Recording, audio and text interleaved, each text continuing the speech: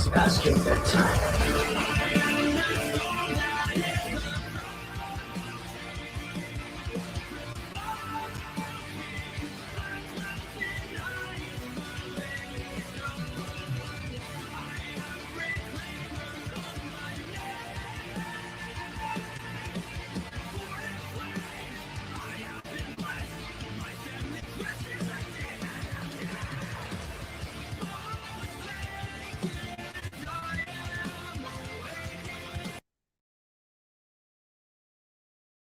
Hello, everyone. Welcome back to the series, as always.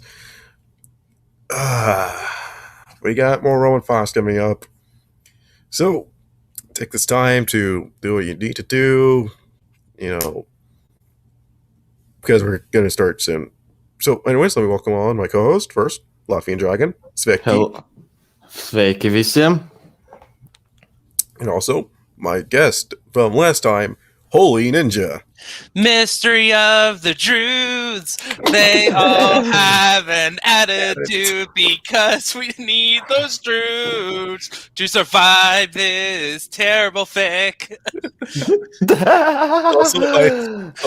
I did an AI touch once, and I called my character Halligan, and I'm just picking options that he would do.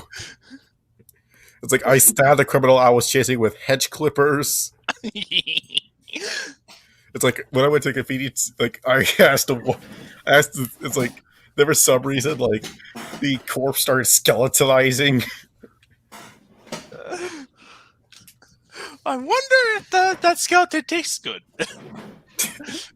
I haven't gotten to the part I haven't gotten to a scenario yet where I can start eating the human flesh and say I was brainwashed. Okay. Anyways, Let's stop horsing around and get in this. Last week, you guys were talking way too much. Like, Jesus Christ! Like, well, it's not our fault. We wanted to get away from this horrible fic. Yeah, I know. You see, I can summarize it 4 lyrics. I am the storm that is escaping, evading. Yeah, Oh. like just to sum up last time on Roman Fox C. The Romans decided the not Romans decided to camp outside of the Hidden Leaf Village with the purpose of being in a diplomatic relationship, starting a diplomatic relationship with the nations, and also scouting for a potential war. Even though it would be better just to be in the city for both cases. Anyway, Naruto, appearing in this continuity, is a response to the joke about how the Hidden Leaf Village is complete garbage to Naruto. Even though he seems to be more of a case of a person on welfare, because who's his daddy was, and then the Romans and the Butcher, the totally not original OC, do not steal, kill off all the villains from Naruto. So essentially, the central conflict of Naruto is done when Naruto is only, 10? 12. 12. Yeah. So, not a lot of conflict. And more bonding between Naruto and the Romans. Yeah.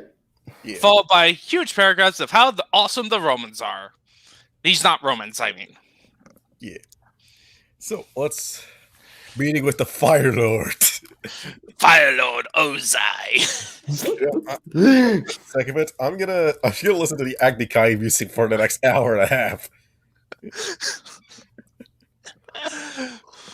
Honestly, it would have been better for these not Romans to invade the world of Avatar: The Last Airbender. That would be entertaining. Oh, it would. Yeah, because as soon as they try to shoot bullets, the bullets would either get instantly melted or they get bent away. Yeah.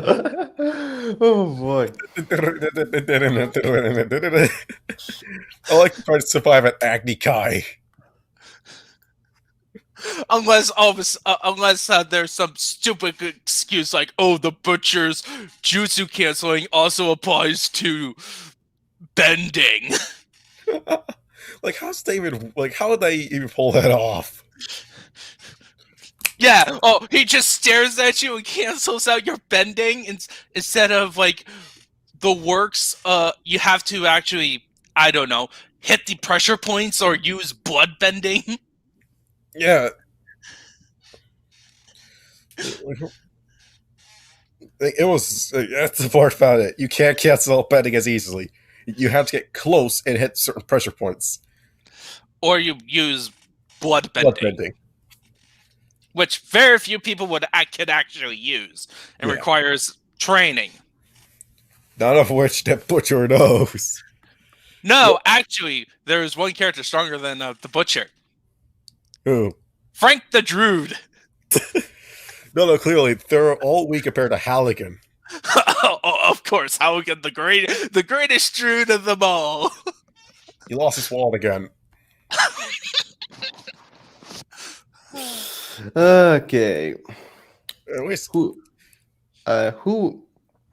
Who's gonna voice the Fire Lord? what I will. Yeah, okay. I can't do a Fire Ozai impression. Yeah. I'm just gonna do my. I just want to do like the stupidest voice ever. I am the Fire Lord. Alright. Yeah. All right. Okay. The Fire I'll Lord do. finally. Go ahead. Yeah, like it's always. You read the text. I read the dialogue, and I vote Ninja to read the Nat Romans. Okay. Yay. Does that mean Yeah. I could do stereotypical voices? he's If you gonna want. he's gonna voice the ninjas. No, you're gonna voice the ninjas. Me? Ah, okay. All right, let's start.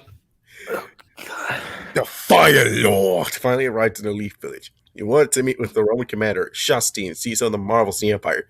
Though Kage knew what kind of man the Fire Lord is. He is a fickle and indecisive nature. It is easily swayed decisions through biases as well as external influences. Really?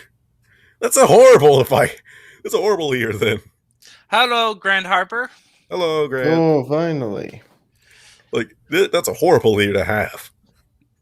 Like, one that's easily swayed, fickle, indecisive. They said that it's easy to succumb to even external influences. My God.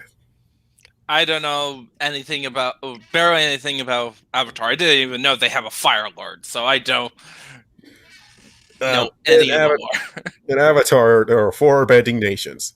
The Fire Nation. Oh, I mean Naruto. Yeah. Oh, you definitely know Avatar, not that. Yeah, Naruto. Oh, my brain. Anyways, when situations call for fast, important decisions, he makes his advisors do the whole work. The one who convinces them most is the quote-unquote winner. If he decides that the Land of Fire will join the Empire, then there's nothing the Leaf Village be able to do about it. Justine, 6 of the soldiers under her command came along with her, bearing gifts. Each of the soldiers carried a chest between them as they entered the room. The Fire Lord is waiting for them. Okay.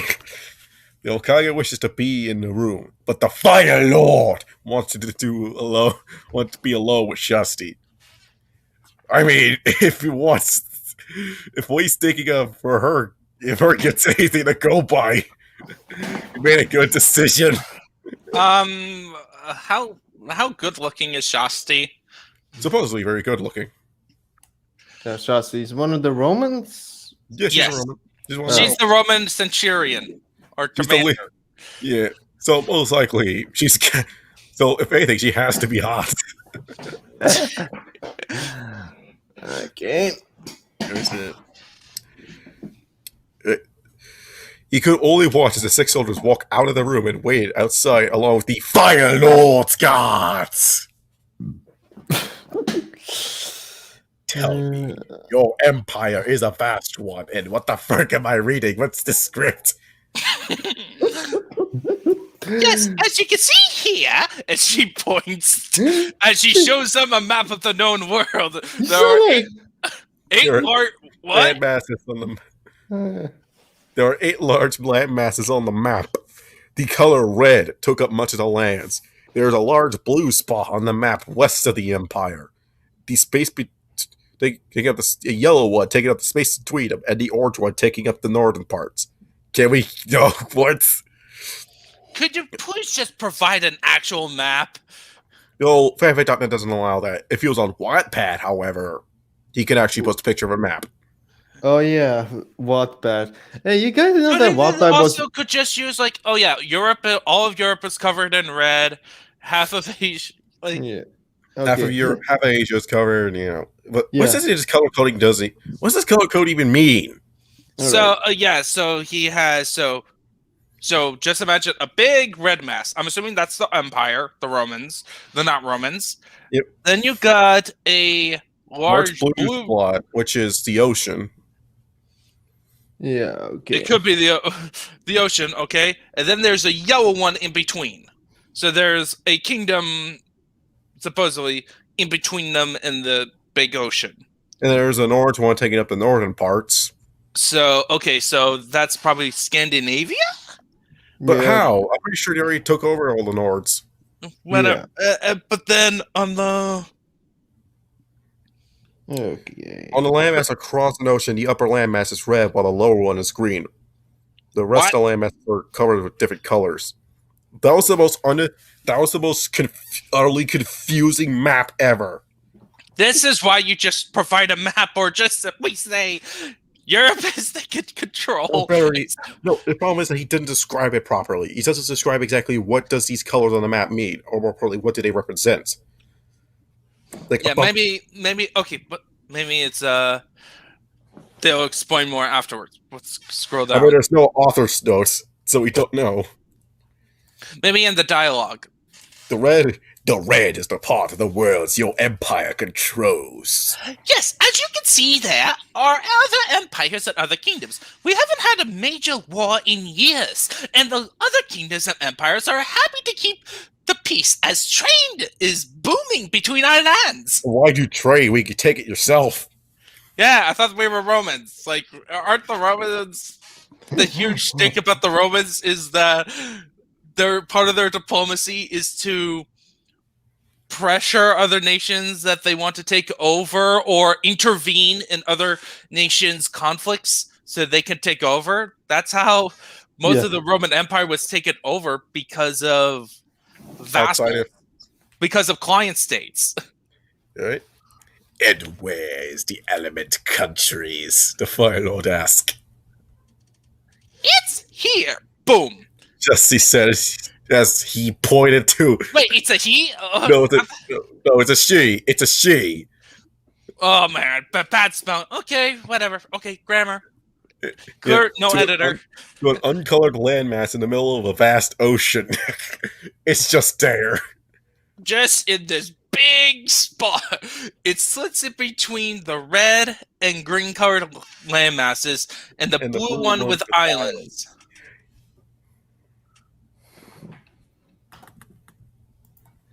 We've only recently discovered this land, about 10 years ago. We've been ready to make this land a part of our great empire. Oh, great. So you began by just saying, yeah, we're going to colonize you guys. Yeah, that makes that's totally not enough cause for Cassius Belli to declare war on you. Yeah, just imagine Christopher Columbus when he came across the Indians, started that shtick, like, yeah, we're here to make you our slaves. And make your lands into sugar plantations. To be fair to him, he had nobody had a dang idea that there was actually something there. Well, yeah, this is just worse. This is like, yeah, we've been premeditating to take over this land. You people have been getting ready for this for 10 years. The Fire Lord asked. Still with that ask. It's supposed to be asked. Yes, we Romans of the new empire learned not to just jump into things without having everything ready first. One of our past rulers took over too much land at once for the empire at the time to maintain. Then how is Making your empire not collapsed? Think of it as being throwing a large number of balls. Too much at once will cause you to drop everything, while doing it one at a time allows you to hold more. But okay, lady. So you've been studying for this place for 10 years, and you discover that this land is inhabited by, these ninja people. Stuff like and apparently you are so happy to get along with other kingdoms and empires in Europe. Why did you show up with a vast army at the border to take care of one crap hole of a town, and then basically said, "Oh yeah, we were planning to make this place our own." And also, why hasn't the other nations done that too? It's like if you found it, then they would have found it as well. Yeah, it's like empires tends to want to grow because if whatever empire's actually close just between them, that means that another one would have found you first. So whoever that other empire is, they found you. Yeah, it's probably the Dutch. It's always going to be the Dutch or the Portuguese. And, wait, what about the Islamic Empire? What's actually? They don't do. I don't remember hearing them doing much seafaring other than as pirates. For pirates in the Mediterranean. Pirates mostly in the Mediterranean, and then they expanded into the Atlantic once the colonies were established. Yeah, they were more focused on Africa. They were more focused on conquering everything closer to them. Yeah, and besides, Africa is kind of a huge place. So. Yeah. And Europeans were not interested, other than the coastal lands, because it's like, okay, if you want to go down south for the next 3, okay, have fun marching down south. That thing goes on for a while. Yeah, have fun in the Sahara. We're just sticking with the coastlines. Thank you for these new slaves. Yeah. But so it's there's no other nation that's as advanced against the Romans, because clearly, if these Romans are so advanced and so powerful that they can defeat these, which will be revealed that they're going to beat all these characters to shreds. There's no other, but they didn't take over all of their lands. That means the other nations are just as good. Why aren't they involved in this? Why aren't they moving in to counter the Romans? Because they fear the Romans are going to get too much power. It's like they would have made alliances. They would have started advancing their own technology. Yeah, and first thing, they wouldn't start their diplomacy by bringing in a whole army. Hold up, you're back. You guys keep going. America did that with Japan so that they can expand the trade. Give another trade route for Japan. And Wolf muted himself. Yeah, he has to go. He had to do something. Well, without him, we can't continue. Shit. Yep, we're just yeah. What do you think of this? That's just weird. Wattpad was bought out by the same partner as the partner company of Webtoons. What? Yeah. What company? I don't know. I've just heard it from Clownfish TV. Oh. I don't watch Clownfish TV, so. It's still pretty weird, though. Wattpad was bought out for... What's a Wampa? Wattpad. Wattpad. Oh, okay. Wattpad. Was bought out for at least, I think, $300 million. Which Oh boy, that's just That's a chunk of change.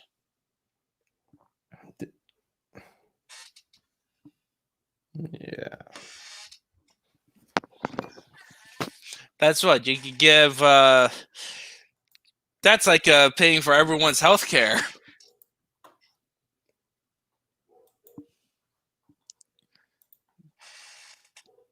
Yes, it was a bad joke.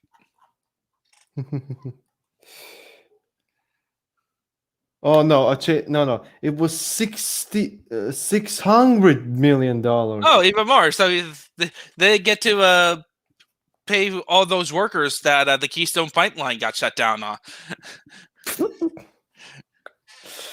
Oh boy. Yeah, that's plenty of money. You're not like a millionaire. Might as well. Yeah. Just passing the time. Looks like no one's watching. Yeah. Well, it is kind of niche. And I think they already were tortured by the first couple chapters. And plus, it's not on the usual 12 o'clock slot. Yeah, it's pretty early, which is good to me because I'm not that tired. Yeah, where do you live? I live in Latvia, aka Europe. Okay. Oh, yeah.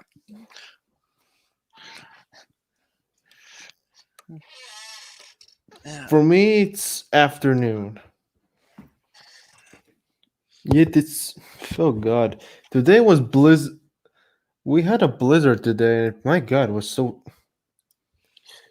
My Yeah, we're having snow coming in consistently now up here in Massachusetts. Massachusetts. Yep, we're part of New England, the superior England. Yeah, sure. Hey, do you know there's a city called England? What? I'm actually would actually believe it because there's a town in Maine called Mexico. Yeah. In China. Yeah. So that's so that one stupid lyric from "It's Everyday Bro." It makes kind of sense, but it's still illogical. When that came from a British singer Yeah. who said, "England is my city." I don't know why I'm fascinated by that stupid line, but fuck me, it's so memeable. England is my city, bro. Oh boy.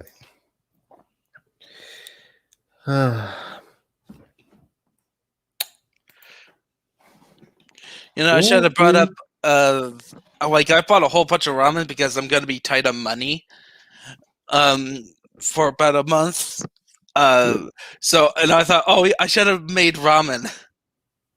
Yeah, ramen's pretty good. No, like because we're doing Naruto. He's at a ramen shop. Hello? Hey, yeah, we're back. Okay, we were just talking about random stuff. Yeah, like Wattpad was bought out by Webtoons for $600 million. Yeah, I heard about that.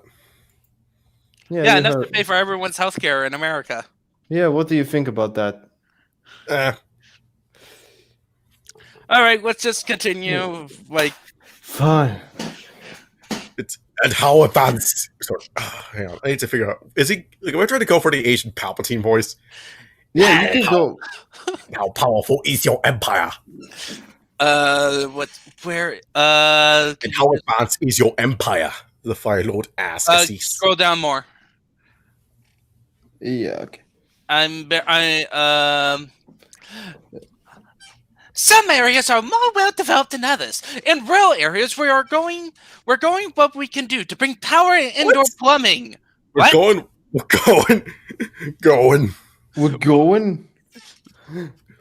Anyway, most people there enjoy a simple way of life, and those who don't heed for more advanced areas and large settlements and trade ports is the place to see the latest machines and inventions. Land travel have been largely replaced by train travel. Have largely been Are replaced. just like the ones in the land of snow. How do you know about that place? Apparently they were spying. They have Roman ninjas, which is assume that the Romans themselves have ninjas at this point. But Fine. anyway, the trains connect to just about every settlement we have, as well as connecting us to other countries. Other countries. Well, I admit, like in the medical field, your land is more advanced. We're more advanced in other fields. Okay. So clearly they have technology, right, for train, all this cool technology, but it would be kind of utter crap because of their terrible medicine. How does that happen? Because I'm pretty sure it's quite hard if you play any Total War game, right? You can't really expand your city. I'm saying about the older ones. You can't really expand your city so you can have access to better units and stuff without solving the simple problem of plumbing and health, public health. Especially health. If your peasants die the second they come out of the womb, then something's wrong. So basically, the image I have, instead of like a Roman, what is associated like with Rome in their height of their glory, I'm thinking more of like the stereotypical Victorian era London with smokestacks coming over, covering the whole streets in smoke, people having a hard time breathing. Yeah.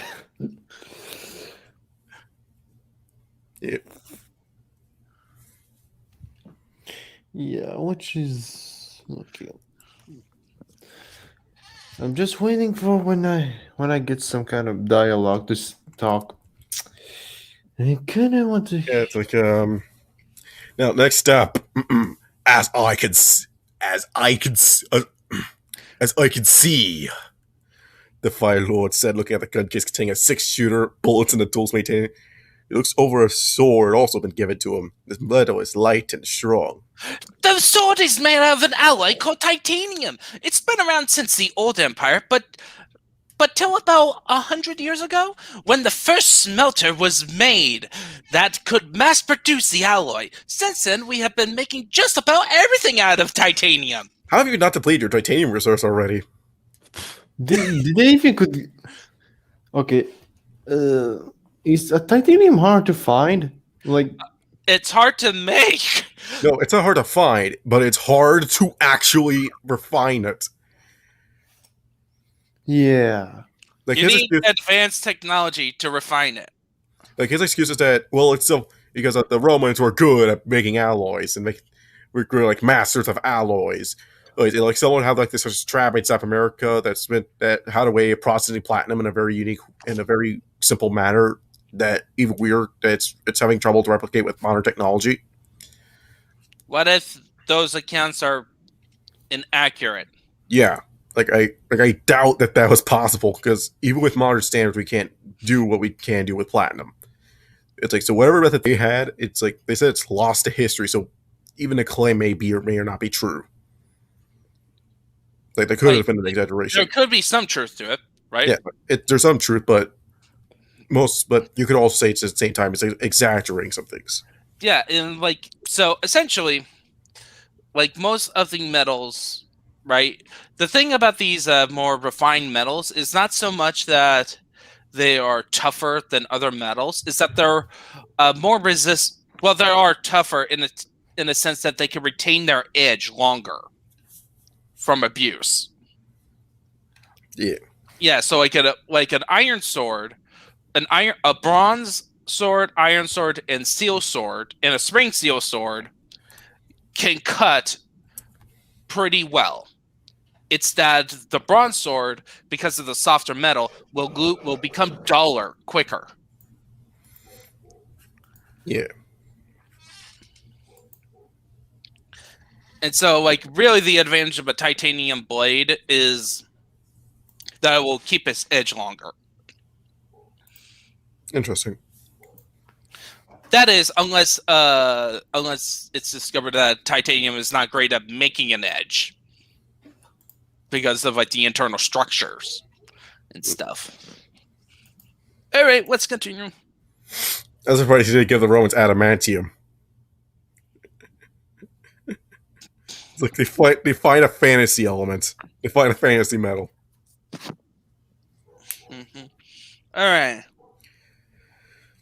If I join the land of fire under the rule of the Empire, what will that mean for me and my people? The final act.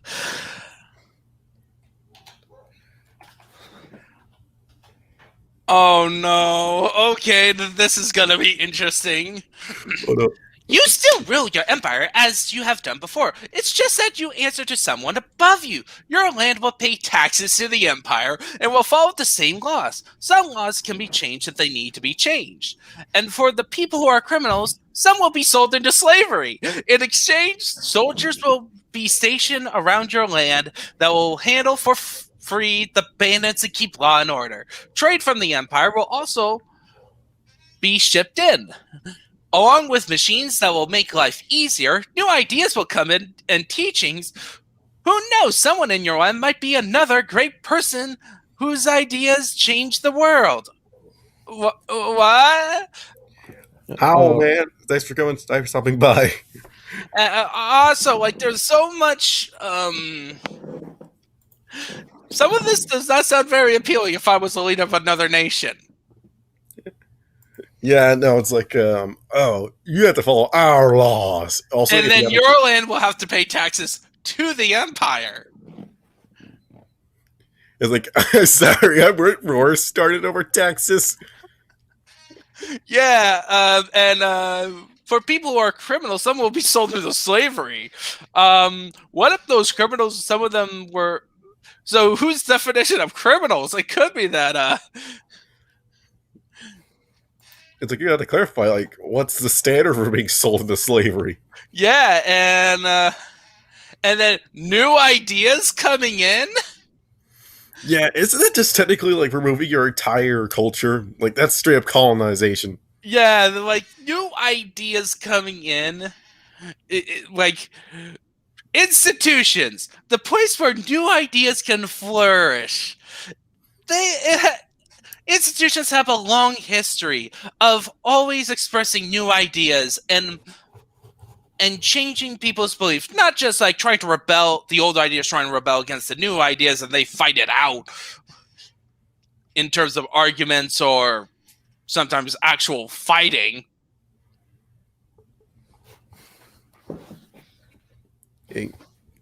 That's it all. Great person. What is this? Is this a Civilization series? Yeah, this person is this great person. So is this immortal person who's just gonna stand there yelling at the player and saying they're all for peace, but they send in nukes?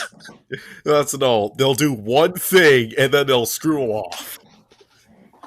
Like, Yeah. It's like, what? I just finished that. I finished combustion, so now all those engines you made actually work. Anything else? Nope. Yeah. Yes, Great. a great person. I didn't say it yet. Yeah. Great person. Yes. Yes. A great person is someone who changed the world around him. We give the title to a person whose ideas makes the world take another step towards the future. We Romans have taken the idea of Miss Padway. Padway? That sounds like a Padawan. Or Padme. To advance our civilization. Anything that keeps our civilization from going forward is to be tossed aside. Is to be tossed away.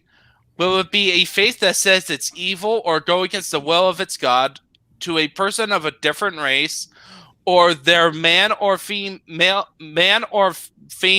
What?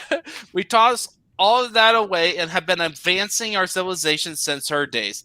Miss Padway is the one who showed us how to advance ourselves. Also, what the heck is that name? Padway?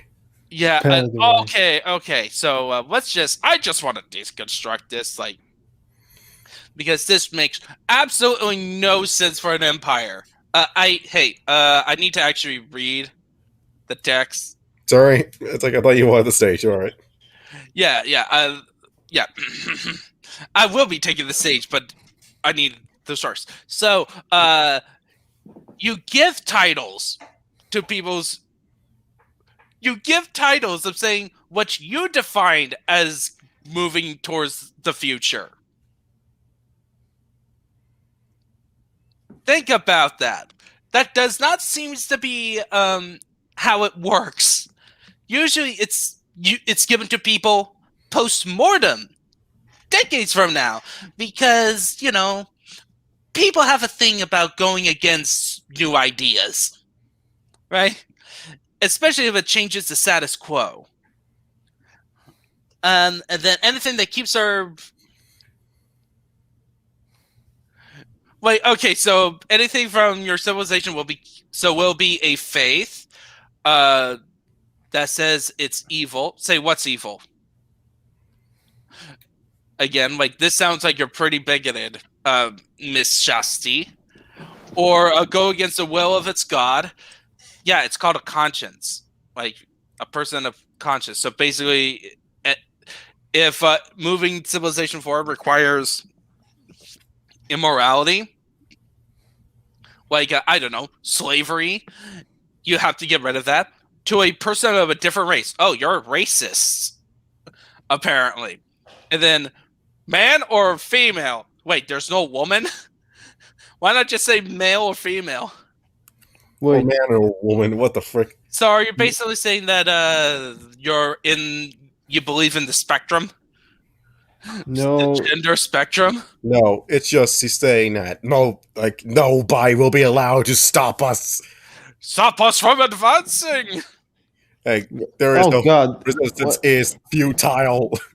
Why the hell he wrote man and female? Why not male and female? Jesus Christ! Because this writer can't write. And it's if you so much as even so a minor bit of hindrance towards advancing our great and totally not holy empire, we will throw you in the gulag. For you then yeah. So these Romans are Romans are communists. Commie Romans, God help us all. Commie Romans. Yes. Oh, yeah, trade is still a thing. So they're communists in the empire, but capitalists outside. So they are a dictatorship. So essentially, this is our policy. Hello there. Would you like to join our empire? We provide you lots of things, except meds. We don't have any meds, but do not worry.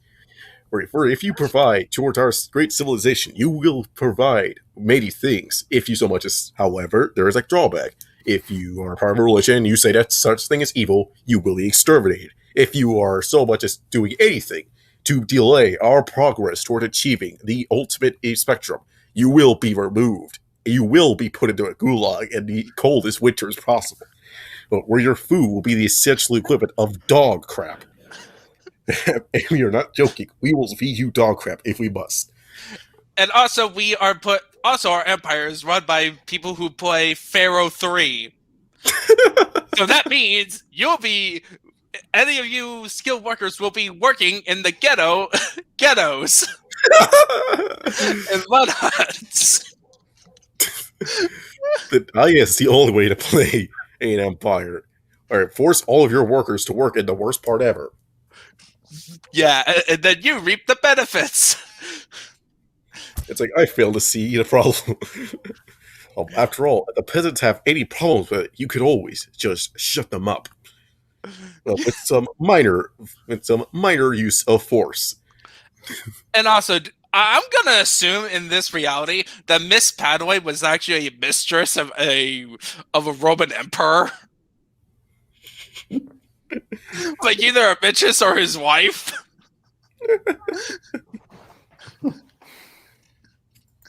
Anyways, because that's the only way this is gonna make any lick of sense. that she was just this rich businesswoman who made this technology, and then the Emperor banged her and had kids with her. I see, the Fire Lord said. You can think about our offer and feel free to give gifts. Hint, hint. The 4 chest contains luxury items, clothing, What's a tools, luxury item? weapons, Like, and the last chest contains several bars of gold. no, hold on, that isn't enough. That's nowhere near enough for 4X AI standards. 4X AI demand more than that. 4x AI? And also several bars of gold. So only 7 bars of gold in one big chest. Who knows? But anyways, 4X AI have a tendency to be very stingy when it comes to trade deals. They don't think it's enough that you're paying them all your money. They don't think it's enough you're giving them a lot of gold. They don't think it's enough that you're also paying them per turn. They also don't think it's enough that you're giving them all these resources. Whereas they think you should also give land just to be able to walk through their lands for 10 turns. And that's a minor exaggeration. Yeah. Yeah, it's like hit or miss. It's like sometimes you can like in Rome Total War, right? It's quite easy to establish trade a lot of times. But sometimes you have to do a lot more. Sometimes you need to convince them that maybe you probably should accept the trade deal. Why, you may ask? Because, well, we're gonna be torturing your country. So you better accept, otherwise you're gonna wish you took that deal. Honestly, it's just better just to invade them. Yeah, it's like why bother going through loopholes when I could just take it for myself? Yeah, just have your bigger army. It's like it takes a long time for them, as long as you do it one at a time. It's like It's like, if anything, at step 1, propose trade. Step 2, invade. Step 3, profit. All right. Yes, I do thank you for these fine gifts, the Fire Lord said. I understand you soldiers are quite strong, and those guns of yours easily allows you to kill even members of the Akatsuki. Isn't the Akatsuki supposed to be a secret organization? They're like their entire their member ranks are filled up with S rank missing ninjas. But like, isn't it supposed to be like a secret order? Yeah, not a lot of people were aware of their existence. Not even the higher ups? No, the higher ups were aware. No. Like, there were some spies, and they were pretty much aware of their existence, but otherwise, Akatsuki pretty much kept themselves under the radar. Okay, let's just continue. But how strong are you fighting without your guns? A contest? Yes, a contest. If your soldiers can defeat, let's say, 7 ninjas of my choosing, Oh no! the What? side with the most wins will be the winner of this contest, the Fire Lord suggested. Why do you say oh no, holy ninja? Because these Romans are gonna kick the ninjas' butt. Oh yeah. How stupid of me. Yeah. Ninja. Yes, a contest. If your soldiers can No, defeat, below let's that, say, below that. oh, I'll find 7 soldiers to fight against the ninjas. And just to be fair, my soldiers won't be using any guns to fight. We'll just use armor. We'll just use armor, spears, swords, and a massive shield. As long as the ninjas don't use any animals or summons to fight with them. What? Okay, so that immediately that crosses out the Inuzuka, because they use their animals to fight alongside with them. Emus? Inuzuka. Oh. Inuzuka. Yeah, okay. It's a deal.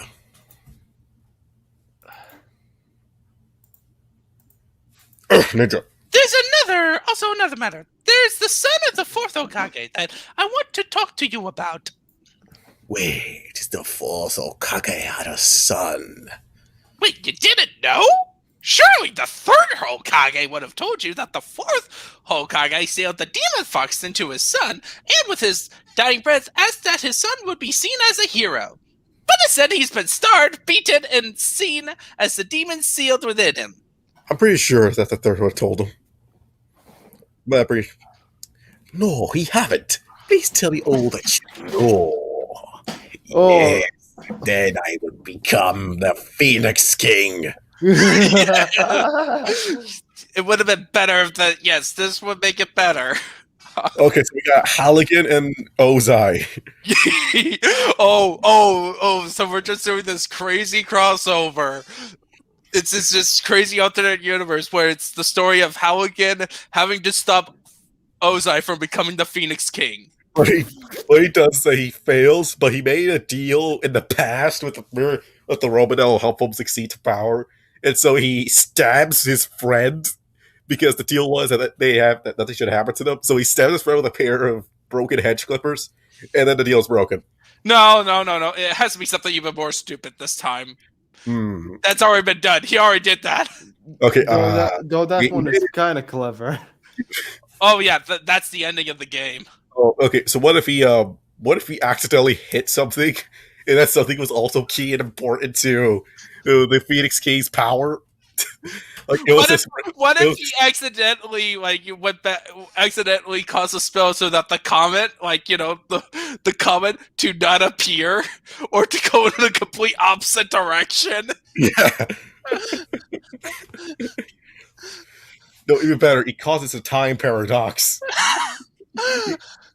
No, he founds an arrow, right? He founds an arrow, and then he goes to his friend named Giorno. Mm-hmm. And then he stabs Giorno with the arrow, which that gives him a power to punch Ozai so that he's on an infinite death loop. Yes. And yes, that's the ending of JoJo Part 5. Yes. Yeah. This is the power of Requiem. Yeah. Author notes. Interesting fact: when caretakers replaced a metal piece on a Roman stone rune, the metal they used to replace the alloy the Romans made started to rust and couldn't take the weight of the stone block. The only one that they could find that replaced the alloy was titanium. So the Romans having an alloy as strong as titanium is a real life fact. Do you mind giving us a source? Source, please.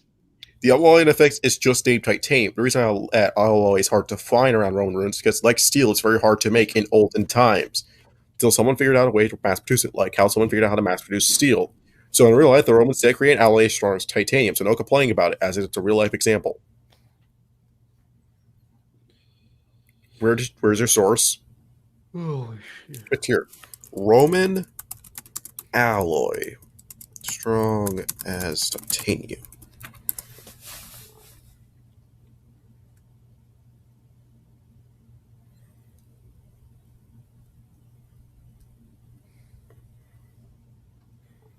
Roman metallurgy.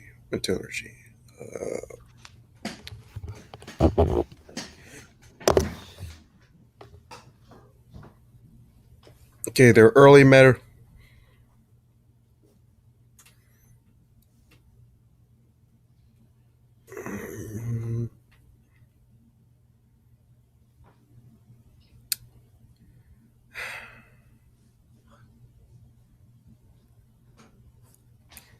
Gold, silver, copper, tin, lead, iron, zinc, mercury, arsenic, and antimony. Okay, my cat is on my... Your cat? Yep, my cat is here. Aw, is it adorable? Yep, it's adorable. Her name is Lily. Aw. So, Nadja, how much do you want to claim that this Roman-made made alloy, that strong titanium, is bull, or at least somewhat exaggerated? I would say exaggerated.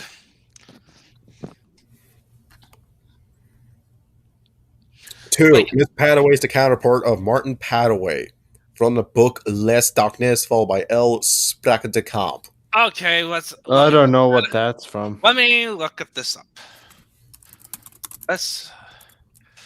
Darkness Fall. Yep, okay, so... So this was a book made in 1941, and it's a alternate historical science fiction.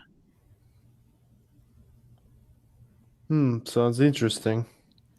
American So- archaeologist Martin Poway is visiting the Pantheon in Rome, 1938. A thunderstorm arrives, lightning cracks, and he finds himself transported to Rome in the year 53-5 AD. At this time, the Italian peninsula is under the rule of the kingdom of the Ostrogoths. The novel depicts their rules a relatively benevolent despotism, allowing freedom of religion and maintaining the urban Roman society that they had conquered. Though slavery is common and torture is a normal method of interrogation by what passes for law enforcement agencies, in real timeline, the Byzantine or Eastern Roman... my goodness. So this is like, I just skipped forward to the ending, where at the end of the novel, Padua has stabilized the Italo-Gothic kingdom, introduced a constitution, arranged the end of serfdom, and liberated the Burgunds, and is having boats built for an Atlantic expedition. Padua wants tobacco. The king of the Visigoths has appointed Urias as his heir, reunifying the Goths. Ultimately, due to Padua's actions, Europe will not expect what Age of Enlightenment thinkers retroactively called the Dark Ages. Darkness will not fall. So basically, either this is a time travel universe. Little time travel. Oh my goodness. Like, it's a fun reference, but what? So that explains it. He used an alternate science novel. So this is actually a crossover. Sort of, yeah. It's just that he made Martin Padaway a woman. Oh my goodness. Oh. So they also discovered America then. Don't be silly. They haven't discovered America. But they went for an Atlantic expedition because Padaway wants tobacco. But they never did because this Padaway wasn't as ambitious. She didn't want tobacco at all. She wanted weed. Roman versus ninja. This sounds like You a know, Death oh my- Battle episode. Actually, it was a real thing. Deadliest Warrior. Roman... Yeah, I know. Yeah. I know. What? The third episode of Deadliest Warrior, right, is Spartan versus Ninja. And basically the guys at Deadliest Warriors had a huge hard-on for the Spartan shield. And basically had a match up against a ninja, an assassin, in like a one-on-one fight. And the Spartan won. You know, armor. Ninjas are stealth. All that stuff. It's like, it wasn't a warrior versus a warrior. It was a warrior versus a saboteur. Yeah, and then for the finale, or the beginning of season 2, they did a championship, and the champions of the era before guns, which is Spartan versus Samurai. And, of course, the Spartan won, mainly because of his shield. Because they say that the shield could be used as a weapon, too. Which is somewhat accurate, but it's not meant to be a shield. It's meant to be a formation. Yeah, the shield... It's like, each shield... Like, a shield's valuable, but shields are more effective in a formation. Yeah, like comparing like a Roman soldier with the Spartan soldier, the Roman had a huge advantage when it comes to the shield department because the shield is purposely made to be more individual. While the Spartan shields, the way they hold it is purposely exposing their right side. Yeah, it's like, and it's not very big shield either. Like, you could aim for their actual legs if you're a good shot. Yeah, but in combat, most people don't go for legs because they can easily move the legs back. Yeah. But it's like, those shields were more effective in a formation rather than on the person. Yeah.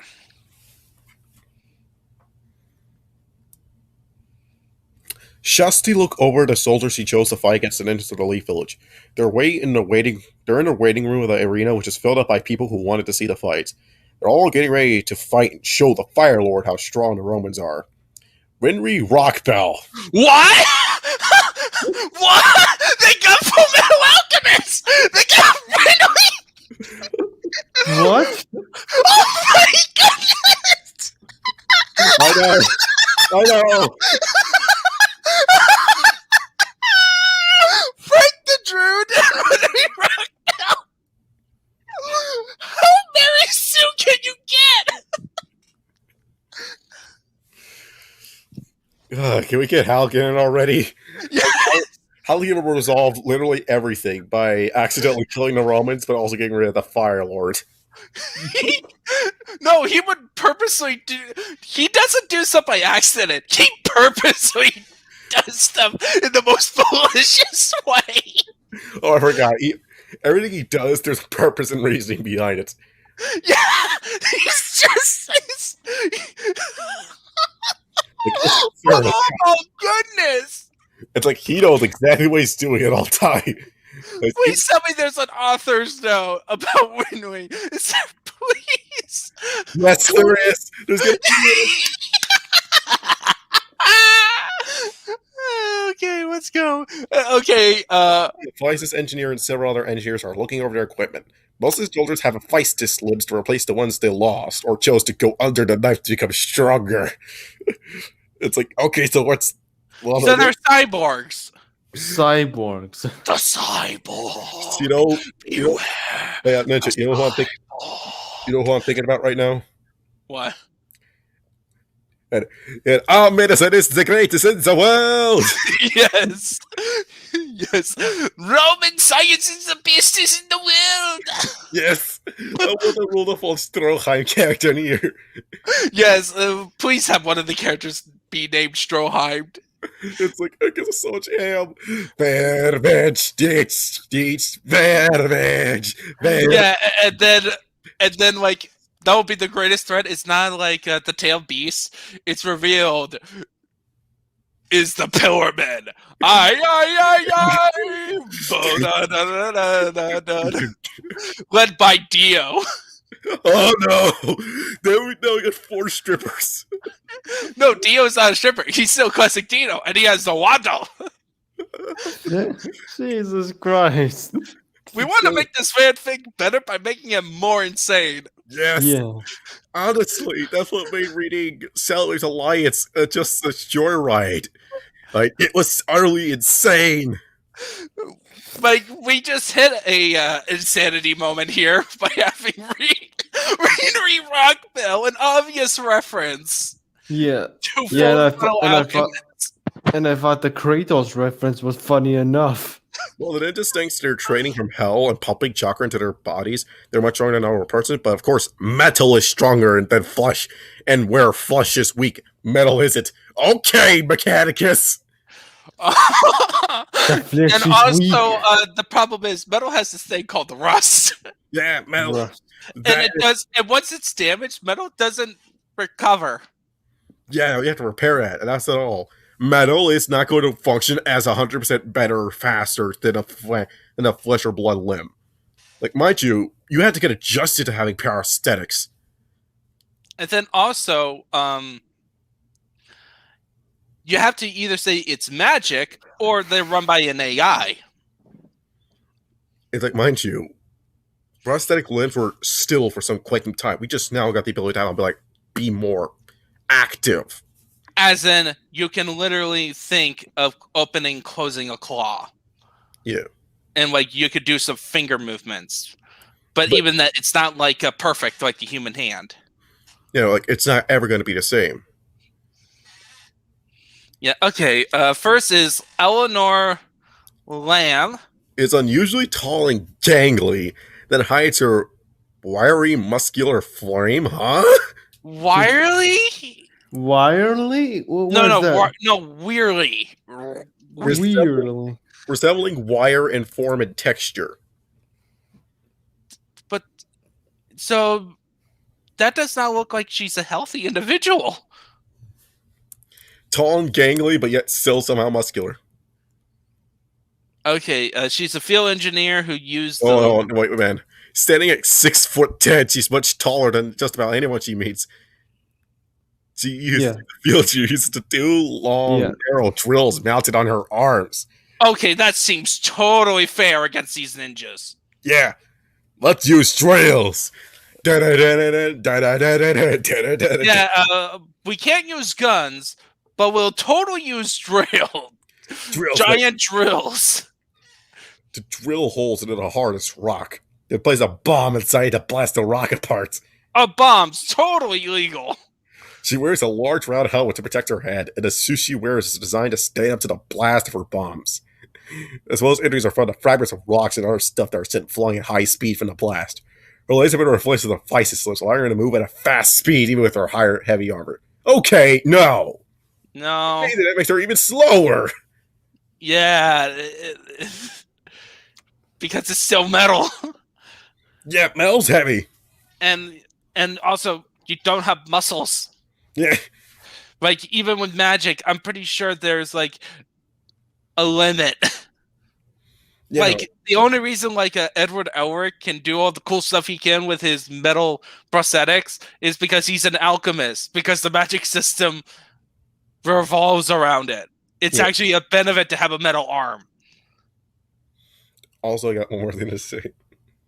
Unlike metal, you can actually train your body to become better. Yeah. It's like, metal, you're set. If you want to prove it, you gotta get another metal arm. Yeah, just ask Geno from One Punch Man. Yeah, it's like he can't improve his body. He literally has to ask for more parts. Yes. He needs parts to become better. Meanwhile, Saitama did the most basic of training so hard that all his hair just fell out. Yeah, and it may or may not be that he's a monster. Like, would actually, in this universe's monster, it's just that he's not, like, evil. He wants to be a hero. Wait, he's a monster? That's a theory. A theory is that he's a monster, but as opposed to what the other monsters are, like, he wanted to become a hero. Actually, we don't really know what Saitama's life was like before he looked like in his background just like a standard salaryman, a failed salaryman. Yeah, it's like he looked like he lost his job and everything. Yeah, and then he just decided after saving a kid, is like, yep, I would just focus on this. Yeah. So, and he did it's like, and as they pointed out, dude, that's the most basic, simple training. How? That doesn't explain that doesn't explain anything. Yeah. All right. Let's just go. All right. So she has. It's like Thomas, that like background character full of main character, who's the center point in a group full of main characters. Yeah. And somehow he beats them all. Yeah. Carl is next in line. He's a Carl. Carl. Oh, hey, it's not my fault. Carl. What was his partner's name? Paul. Paul. Yes, Paul. What? What are you doing? I was just carrying the ammo wagon and blowing it up in front of the ninjas. Carl, we were supposed to be in a peace talk. Oh, I know. He was in an ammo wagon when it blew up. It somehow survived. Man, yeah, because he's secretly a llama. And as we know, llamas are very powerful, resilient human being creatures. Most of his body was destroyed and beyond repaired. So the doctors rebuilt his body. Most of his body's now on a feist body. As only his head and most of his torso survived the blast, his new body has the gorilla-like posture and build. His arms are his main weapons, as they're big enough to grab a man like a doll. He protects his head with a metal helmet, while the rest of his body is protected by thick metal that makes him totally fair against these ninjas. Yeah, that's fair. Yeah. This is fair. Yeah, this is totally fair. Especially with this writer who's purposely nerfing these ninjas. Yeah, it's like this is not a fair fight. You are actually setting them up to fail. Yeah, like unless you really, you have to use the reason why these would be working well for villains in like a battle manga is that they're supposed to be impossible odds. How will our hero beat these guys? Sometimes they just say, "Oh yeah, the hero is actually stronger than the guy," and it's used as a joke. But others, it's like I can imagine the big metal dude would be the joke fight, because I just imagine like a little girl would trouncing a big metal dude and with his big metal body, be kind of funny. Yeah, it's like, and then the drill arm woman would be interesting because oh no, she can go underground. You have to avoid that along with the bombs. How are you going to defeat her? Use her bombs against her. Yeah, or use like some sort of like your ability in some way. Yeah. Next is Fred. Fred. Hey, it's Fred. He's wearing a blast armor. This armor is thick metal that grits that makes him largely immune to damage. He'll be armed with a large shield who used to give cover in firefights to the spear. You're normally owned with a volley gun, but they agree no use of guns. But totally fair! But totally fair to have armor that you suffered no damage. Yeah. Which, by the way, isn't that supposed to be standard issue to your military? Why does he gets the cool armor? Ted! By the way, we have gone 3-4 fighters in. Not one Roman name. Yeah. They're all like American names. Ted, who was blinded, at last the use brought back, but yeah, you read this. His eyes were replaced with Hephaestus eyes that allows him to zoom in and on targets far away, even see in the dark. His right hand has been replaced with a grappling hook that could be fired like a harpoon. He's also skilled with knives and carries a crossbow. He sinks into places and handles the guards before they know what hit him. You gave him cyborg eyes. So basically, Hephaestus' armor is just cybernetics.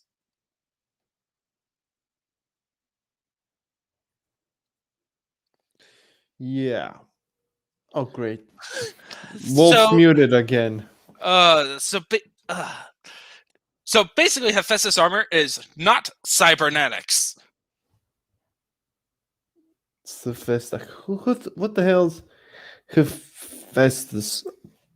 Some kind of. It's a reference to the Greek deity. Oh, okay. Even though it's Greek, I'm pretty sure. Let me just check. I think it's Greek. I never get these. Oh yeah, the Roman version, it should have been called the Vulcan armor. Vulcan armor. Yeah, because Vulcan is the name of the Roman god of fire, who's also Hephaestus. So why isn't it Vulcan armor? That means we can make some more jokes. Vulcan lives! Vulcan is dead! Vulcan lives!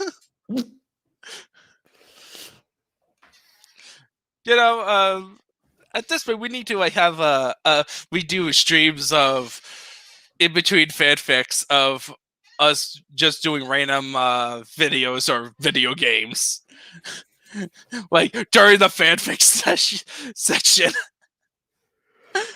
or just a way we could post memes, like do some clips. The memes.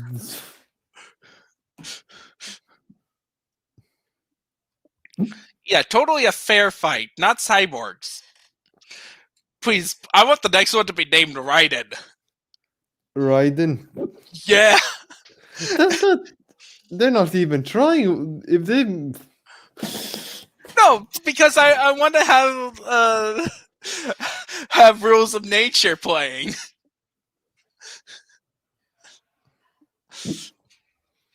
Raiden, like the God of Thunder from Mortal Kombat? No, Raiden.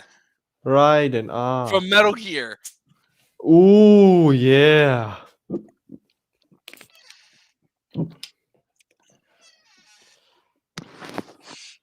Like, seriously, like, how is this a fair fight?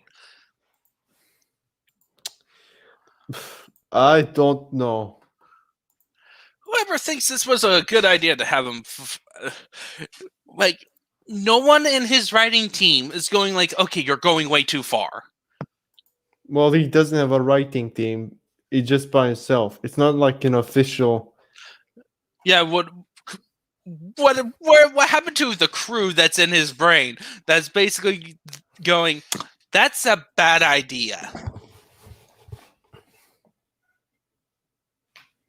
Yeah.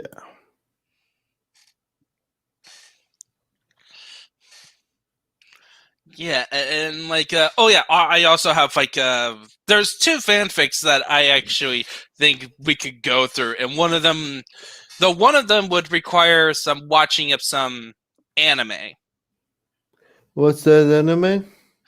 Okay, so it's a crossover between Neon Genesis Evangelion, the original series, and the movie, Mazen Kaiser, and Get a Robo Armageddon. I have only watched one of these. Yeah, so these are like, Mazen Kaiser is is part of a franchise called Mazinger, which was made by Gonagai, which is one of the original mecha manga that spawned a lot of the tropes that mecha expand upon. Like, his great Mazinger was when a person is piloting directly. Ted.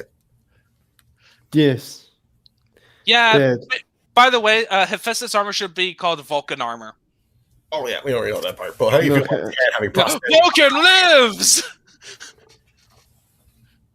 Vulcan lives. Yeah. Yeah. Basically, Ted is just a cyborg. Like, How is it? It's like, oh yeah, we have a Hephaestus prosthetics. We also have prosthetic eyes. yeah, Eyes. they're basically cybernetics. So why do you need medical technology if you just replace it with cyborgs?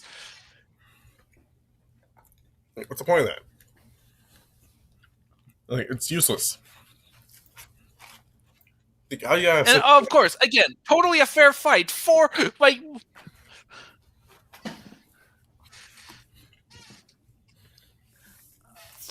4 soldiers who, by the way, have fun again. Kim, Yes, Kim. Kim and Ron. What's touch armor? touch armor. That sounds like a D&D game, like D&D 3rd edition, 3.5 thing, where I wear touch armor. It's good against wizards. Oh no, it's called. Anyway, it's the torch armor. It's the one that comes with the frickin' Greek fire. Oh. Oh, totally fair then. Yeah, that's fair. That's completely not really fair. It's like, this is a fair fight, but and basically, we're gonna have the Naruto ninjas versus Space Marines from Warhammer 40k. Oh man. don't even try to pretend. Like, just show a video of Tau versus Space Marine, how that goes. It's like this thing, they're wearing armor, and the thing is, Tao's sucking melee. That's the joke. Because this is how the writer's gonna write them. It's like, oh, we'll probably have Kim and Ron get their butts whooped because they only have 1 sentence each. But everyone else is just gonna trounce them. All right, let's continue. Oh, also Shasti. Of course, she's gonna wear the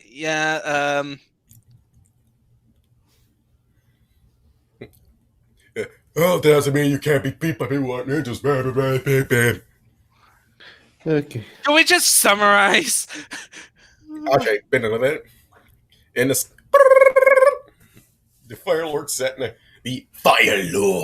next to the Elkakes. They wait for the Romans to be ready to fight.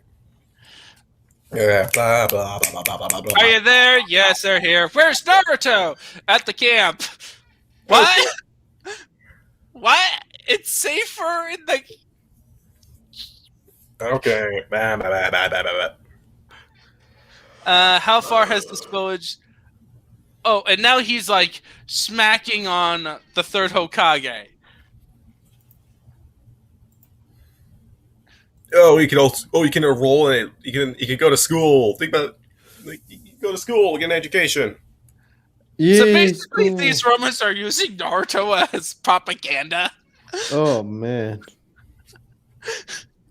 Join the Empire. Give Naruto an education. Oh fuck, that sounds. Romans know for good winemaking. Doubts. I don't think Naruto should be getting drunk at this age. You know what they say? And plus, yes, I'm pretty What sure about the police? Shasti that the people of the Hidden Leaf Village knows about the concept of farmers.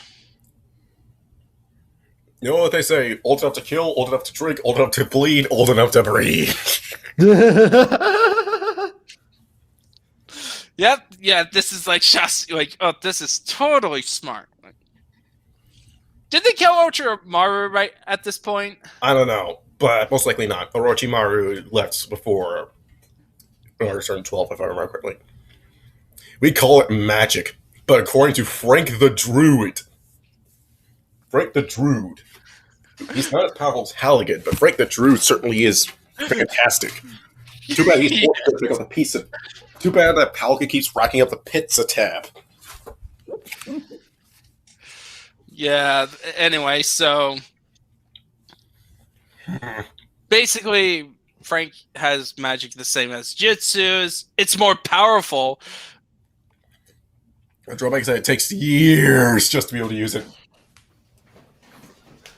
With our modern tools, magic is slowly dying out. It's not as much as it used to be. It's like you need it for healing, but you have prosthetics. How do you have great prosthetics but crappy medical technology? That's like, Yeah, again, this is gonna be our biggest harping point is like you get like these cool aesthetics for certain things, but other key technologies for civilizations you're utter garbage on. Like you have great economics, but like it seems like I'm seeing how you play your Total War, your 4X games. Like you must have spent most of your time fighting your own people, than expanding your empire. wait, he has people in his empire? I'm pretty sure they all would have died of the black. I'm pretty sure they would have all died of the common cold. Yeah, don't mention about COVID. COVID. Oh yes. Yeah, but also, even with technology, magic would still be useful. Like, just imagine if you're like a person who runs manufacturing, right? Mhm. Would you rather pay money to people, like pay money people to actually be part of the line, like the production line to make products, or you use magic to operate the machinery necessary to make your production line? Or yet, make a homunculate, make them do all the hard work. Yeah. And then you just have to hire fewer people, but those fewer people can be used to supervise the homunculi or the machinery to make sure everything is running smoothly. Yeah. Profit. Yeah, like this is.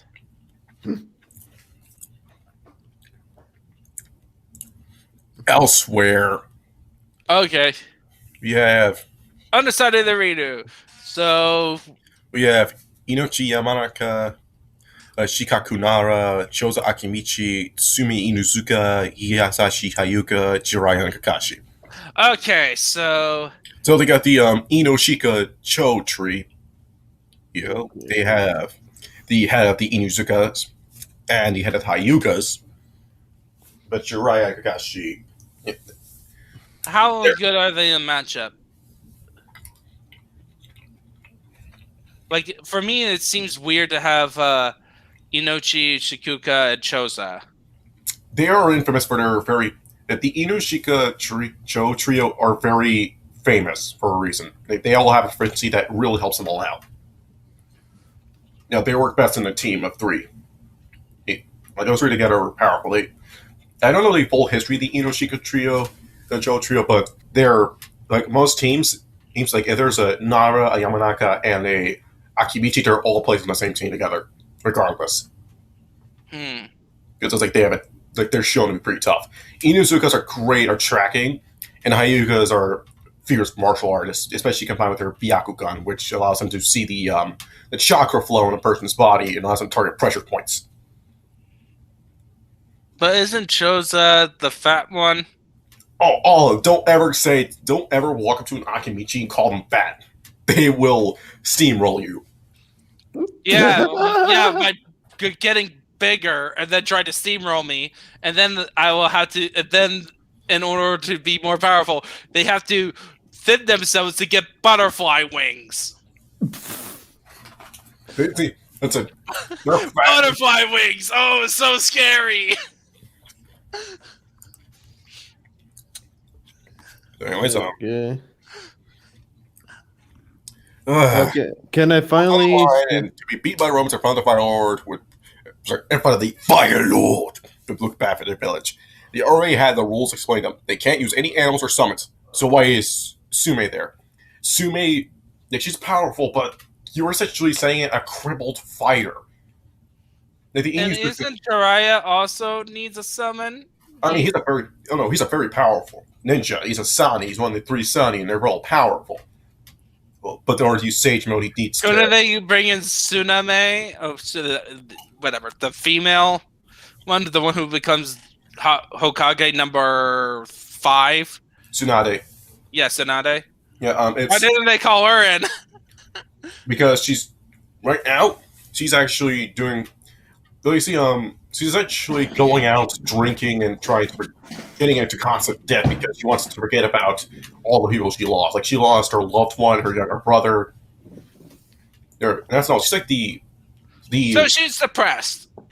Yeah, she's essentially depressed. She's traveling. She's a renowned medical practitioner. And she's ridiculously strong. Whatever you do, don't call her old. Yeah, I know. I know that Tsunade is somebody you don't make fun of. Yeah. She is very powerful, but her one weakness currently, since she hasn't really gotten back yet, is hemophobia. She doesn't like blood. Yeah, because it reminds her of her loved one who she cradled in her arms as he died, bleeding. Dramatic. Okay, dramatic backstories. Okay, probably should call it Orochimaru then. Orochimaru's a rogue ninja. They would never. Yeah, I know. I'm making a joke. Yeah, Orochimaru though. Ooh, that would be funny. Anyway. Okay, is everyone ready? Okay, if they break it, then the Romans will start using their guns. Also, they can't leave the floor of the arena or engage the people in the stands. If any side kills when their foe admits defeat, it's an automatic win for whichever side. Even if the other side has the most wins. And if one attack when the fight is called to stop, the attacker will lose the fight. So it's one-on-one or... One-on-one, I think. Alright, okay. Finally. I finally can say something. Oh, wait, they have Mike. They have Mike Guy. Oh, no. Okay, you just need to start talking about youth then. Get Rock Lee here and have them do the power of youth, where a sunset will come out of nowhere and they'll start running toward each other and start crying and hugging each other. What the fuck? Yeah. It's a fanon power. It's a fanon joke that the power of youth is a very powerful genjutsu that you cannot break out of, and it's going to hurt you. Oh, I don't want to know what... Jesus Christ. Alright, finally, I could say the famous TF2 line from Heavy. Is everyone ready? Jiraiya asked. Okay, now it sounds even more stupid now. Time to show these Romans our fighting spirit, guy said. Naruto can't leave this village, not after what his father did for it. Sume said. If he's willing to follow his father's footsteps, Cosmos said, why would he? Why wouldn't he? Koza asked. Because up till now, when Shasti pointed it out to him, he didn't even know when he. Okay, no, his parents were. Kakashi said, and the reason we're all going to. Okay, we're all going to fight to keep him here is the fact alone. Enough, Hyashi snapped. We're here now and know who his parents are. I will never be able to find peace till I can gain Naruto's forgiveness. I don't get the context of this. Wise Wolf, can you explain? Yeah. Essentially, they're just doing that. Everyone, the village mistreats Naruto. Yeah.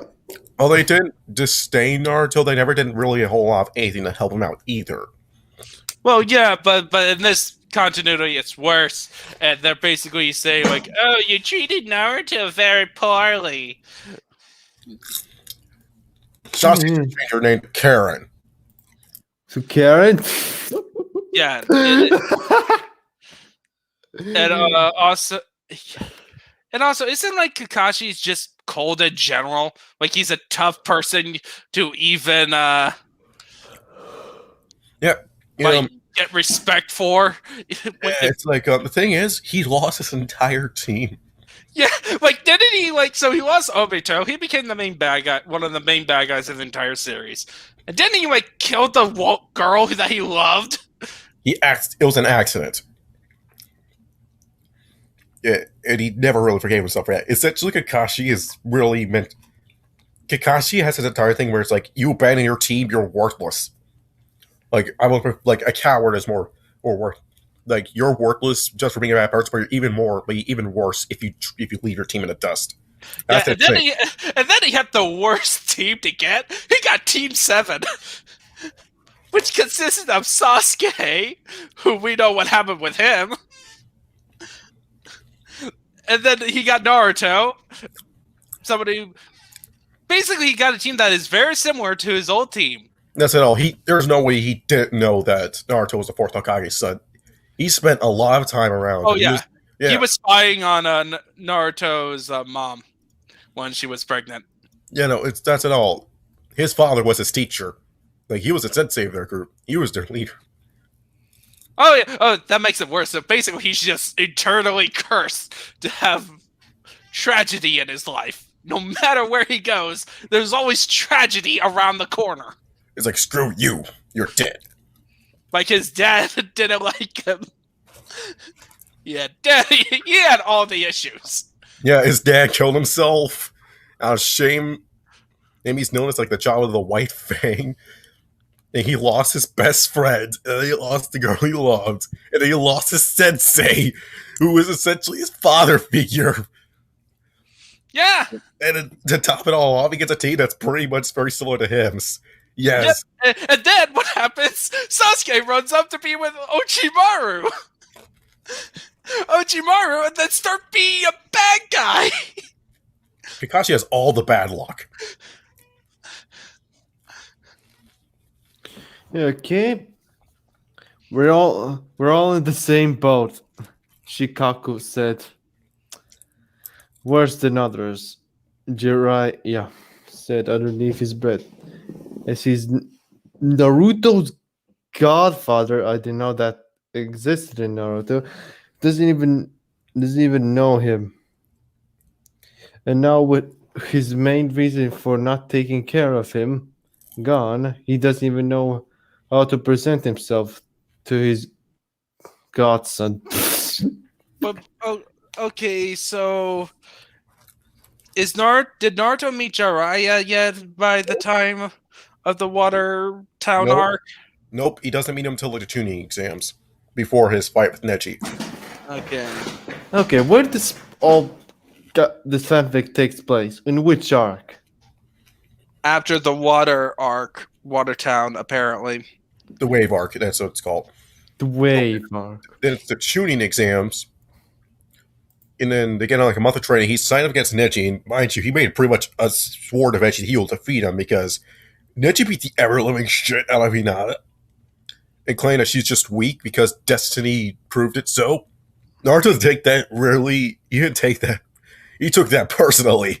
So he pretty much picked up the blood of Hinata and then pretty much said, I will beat you into the dirt. And then he's all like, Destiny already decided that you will fail. Well, why couldn't we just do a Naruto marathon? Because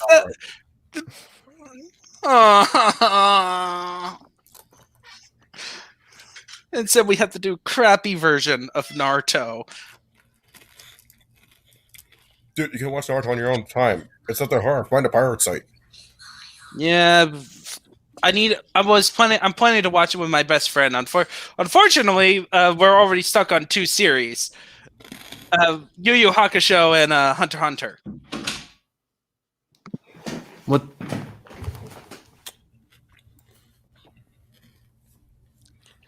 So anyway, Alright. All the arena battleground. Izashi. are we even? We're halfway through, right? We're soon gonna finish chapter 12. Yeah. How much longer is You have this? 2 more chapters after this. Hey, unless we finish 2 chapters in half an hour, unlike Yeah. As opposed to last time where it took us 2 hours to get through 1. Izashi steps out and onto the battlefield, being the chosen to fight by the Hokage. He looks across the arena to see a large man walking out the entranceway. He hears the report of a huge soldier on the Roman camp.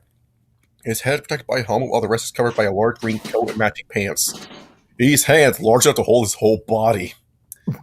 How is he going to even be a remote fight? Because, mind you, with all that metal, he's got to be slow. Like, I'm surprised he's even moving. She shouted the name, Carl! Now, Carl! Oh, now I want this Carl to eat human hands.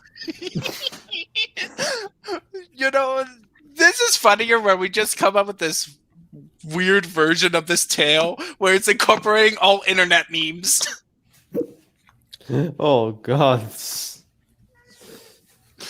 Like Carl in this continuity is the reincarnation of the llama Carl. Oh. So Paul is in the stand just shouting, Carl, what are you doing? I'm about to eat some human hands, Carl. No, that would ruin the peace.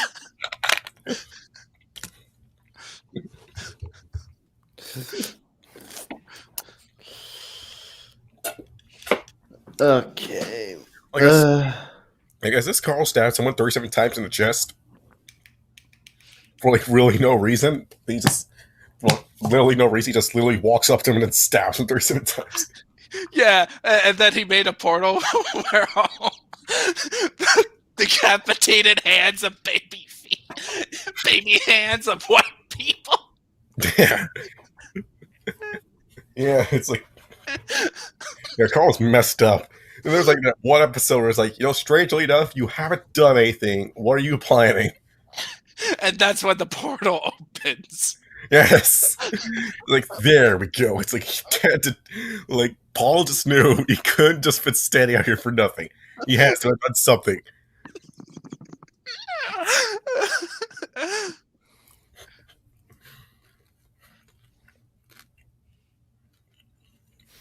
All right, so the Fire Lord shouted, Begin the matsu. All right, Hayashi saw Carl charging at him, using his massive arms to bound him forward. He knew what type of fighter the brute is, using his size and strength to overpower his foe.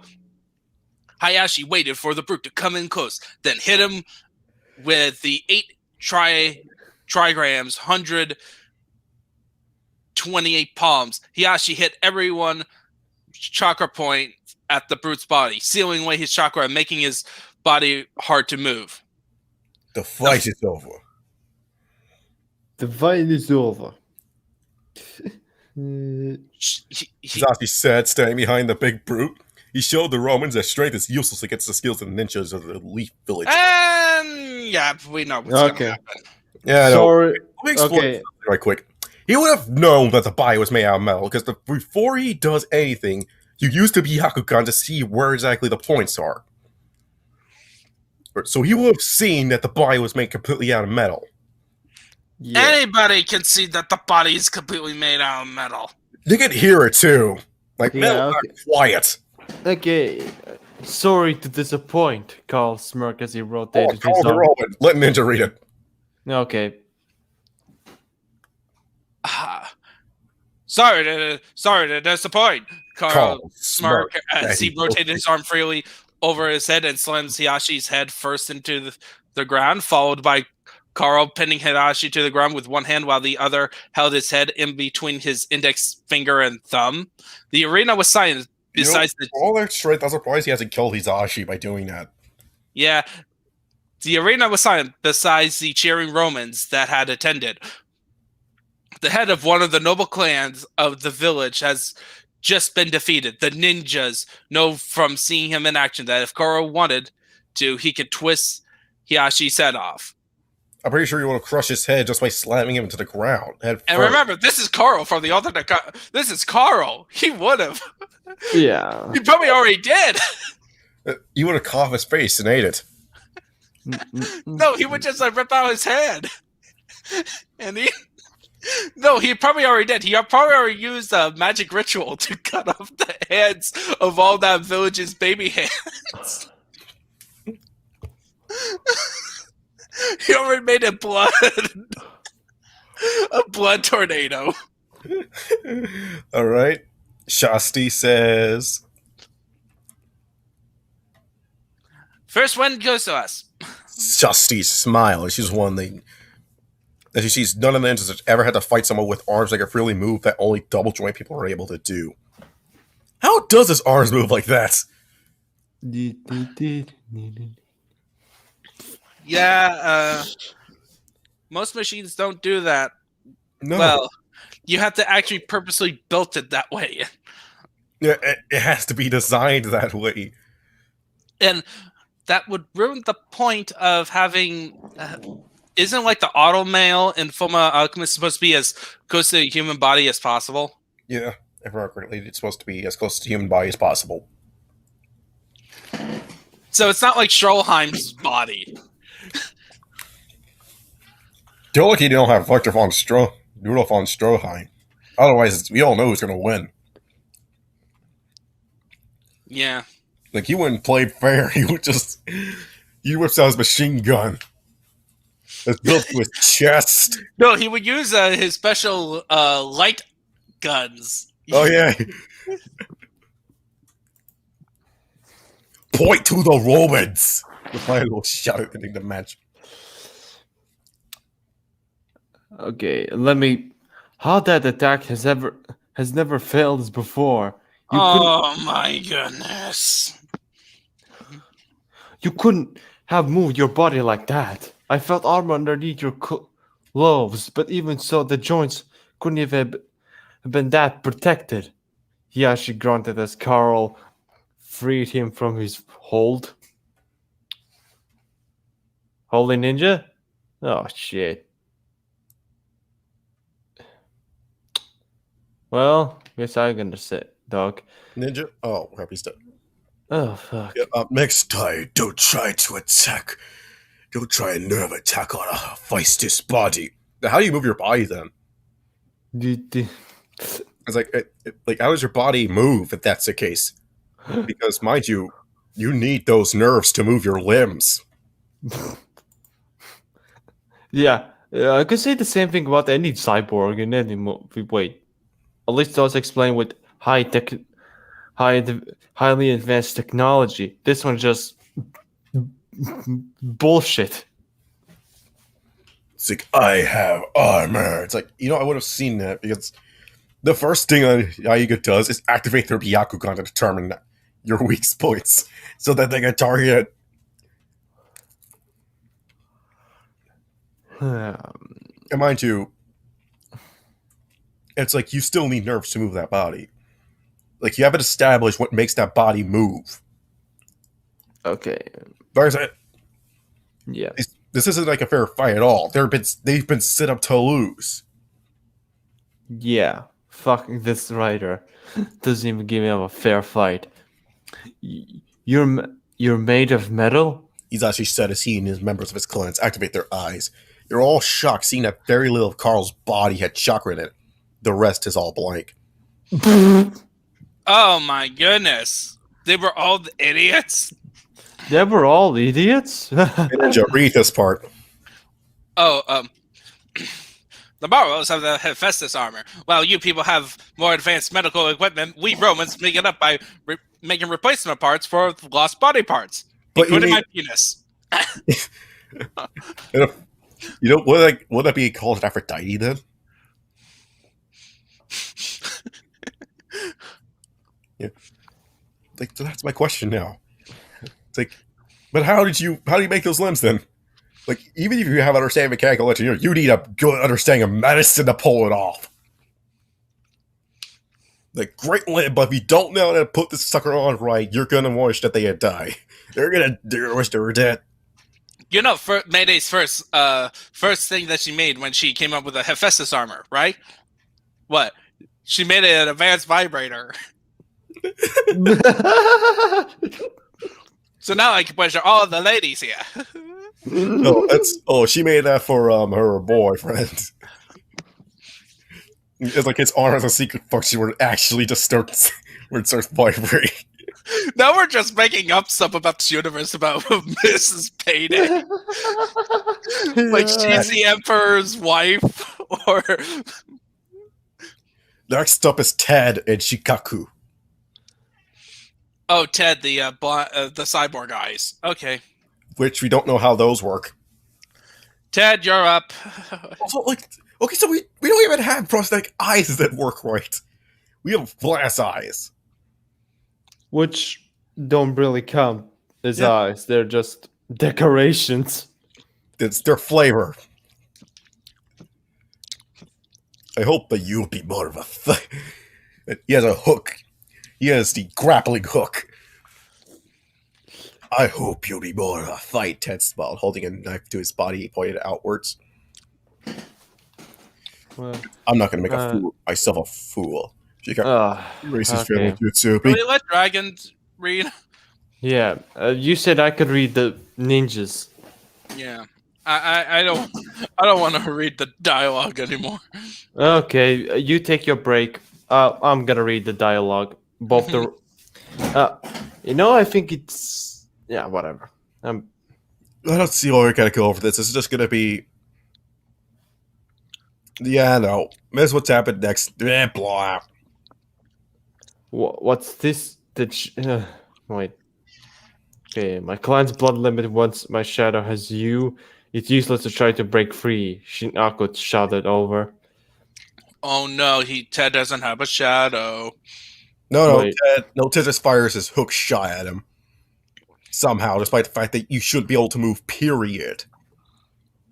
Period. And of course, it's a classic, oh, you missed, did I? And then... Yeah. The oldest trick in the book. Man, this is like a straight up...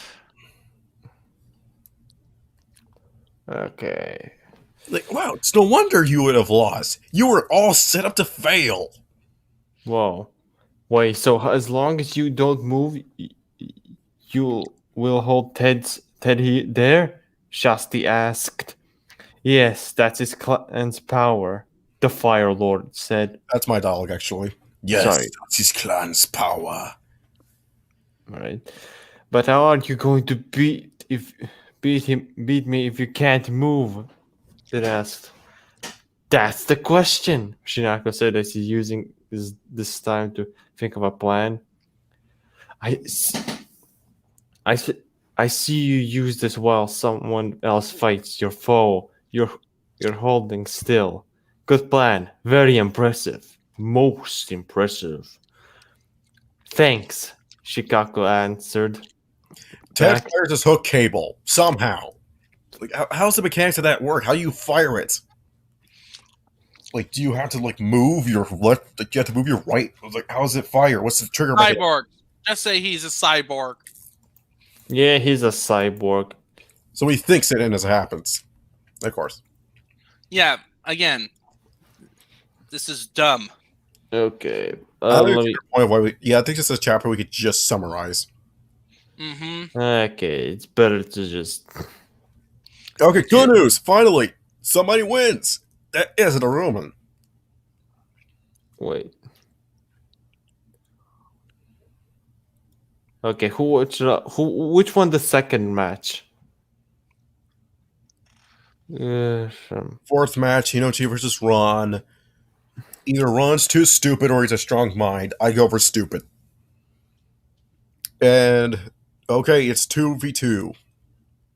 Wait, all of a sudden it changed to a 2v2 match? No, it's 2 for 2. Both sides have 2 points. Ah. And guess what? He didn't go into much detail to how the ninjas won. They just did this. Yeah. Sue versus Eleanor. Oh, it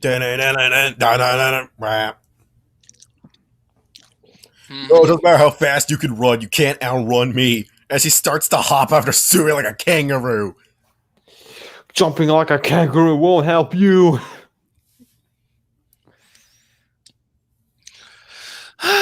Okay, so basically Shasti, who's our like, Roman insert, is fast. No. She's wearing Roman armor. No, this is Eleanor. Different person. Oh. Drill arms! Oh. Yeah, drill arms girl. And looks like she wins. Yep, she wins. Now she's versus Kim.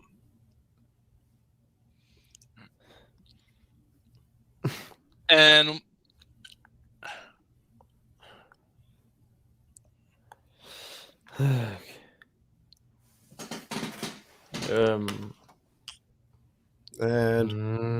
and Kim wins because of smoke and mirror. Because, oh my goodness, apparently they can defeat the substitution technique. Smoke it. Apparently the druids have used the same smoke and mirror trick before. But have you tried? Have you tried fighting Halligan? Yeah, Halligan. You can't really defeat him because he's completely unpredictable. Man's capable of anything. For all you know, he could have already stole. He could have offered you apple juice. Sorry, apple schnapps.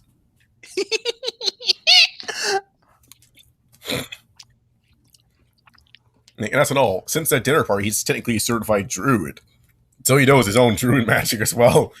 You don't know what he's going to be able to do.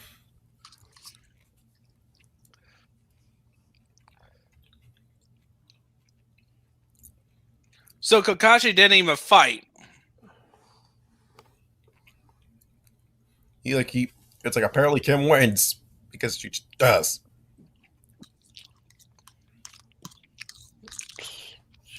Yeah, this isn't really much of a tension now because this is like, is this supposed to be like an emotional tension because Jiraiya says, "Oh yeah, I'm his godfather." It's just like, but you never visited him. I had more important things to do. Actually, I had business to do.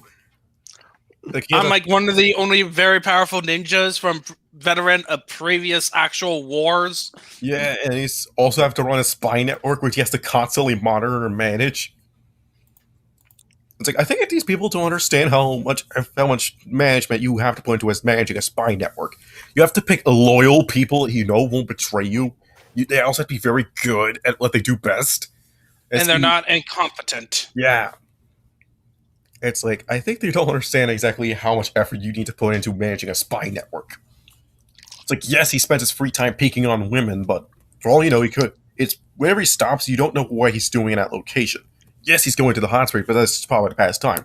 That's all he needs to make money. Above all else, you need money for your spy network. And also, hot springs would be a good place to get information. Sure.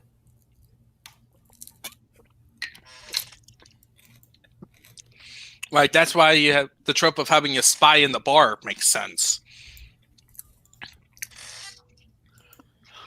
Okay. But anyway, It's Fire Lord now revokes Jiraiya's right as Godfather of Naruto. God, is that a real thing in Naruto? I think so, yeah, because Tsunade and Jiraiya are the Godmother and Godfather of Naruto, respectively. so basically, he is no longer the. Which is Minato's will, by the way.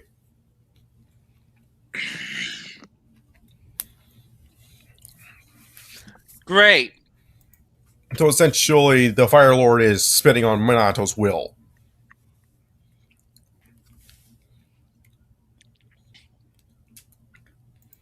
Yeah. This is dumb. Like, He. Wait, how's he too important to you? What have you done with him? It's like, what is it that you two have gotten to know each other about that you didn't show on screen? You off screen your entire relationship development. yeah, this is like. The problem is with this is why do I feel like me who knows next to nothing about Naruto? Well, maybe not next to nothing, like bare basics. I'll say that bare basics about stuff. That I could write a more compelling, more technically compelling, not so much on like I may not have like a great writing ability, right? I may not be like a masterful writer that would instantly compel people. But in terms of ideas, I would probably make a more compelling story than this fan fiction. Yeah. Because this whole fight is like, this isn't tension. Yeah. And Elite Notes has only been given 2 wins. Like, all of this is like the equivalent of affirming your beliefs about a franchise, right? Your belief that, oh, the Hidden Leaf Village hated Naruto so much. Everyone hates Naruto. Like, this seems like more of like a slap in the face of early Naruto.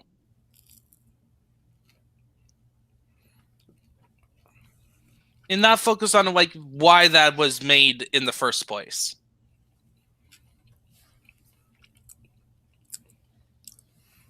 Like, instead of making like a fanfiction taking place way later in the timeline during like even fans of the series heavily criticize that, this seems to be just making fun of Naruto in general.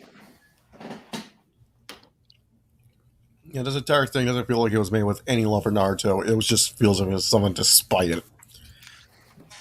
More like, oh, I like Naruto the character and like the world and the abilities and stuff, but not so much the story.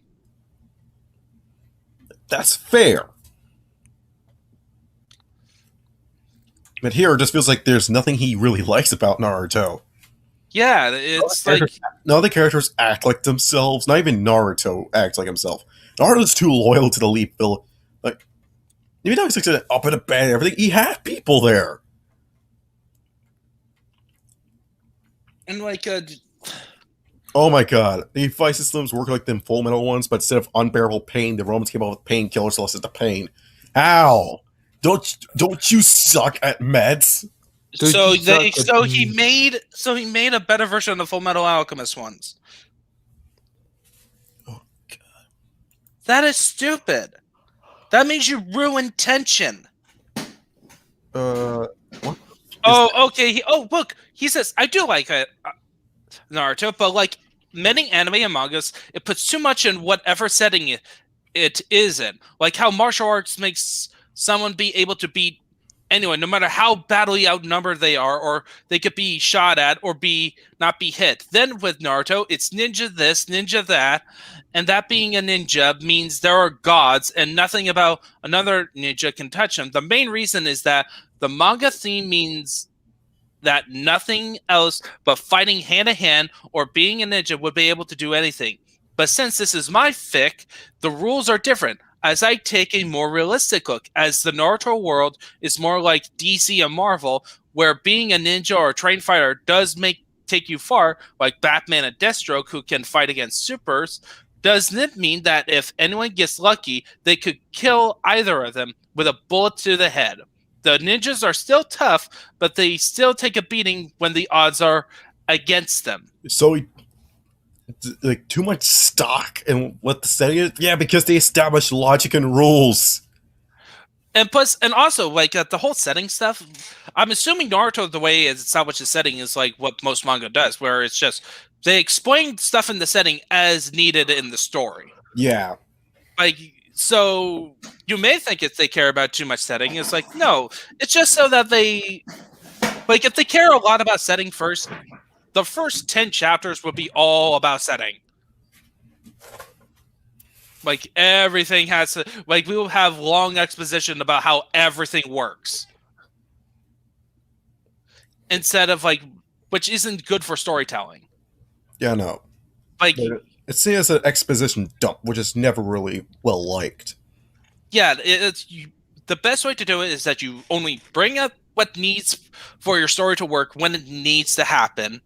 Or you just write the story as it is, like, without doing any of that setting stuff, and just have, like, a companion book aside just to say, if you're curious about setting and stuff, here's an encyclopedia. Yeah. For all you people who care, who wants to go into the lore, I don't want to explore much of the lore stuff because it would bog down the story.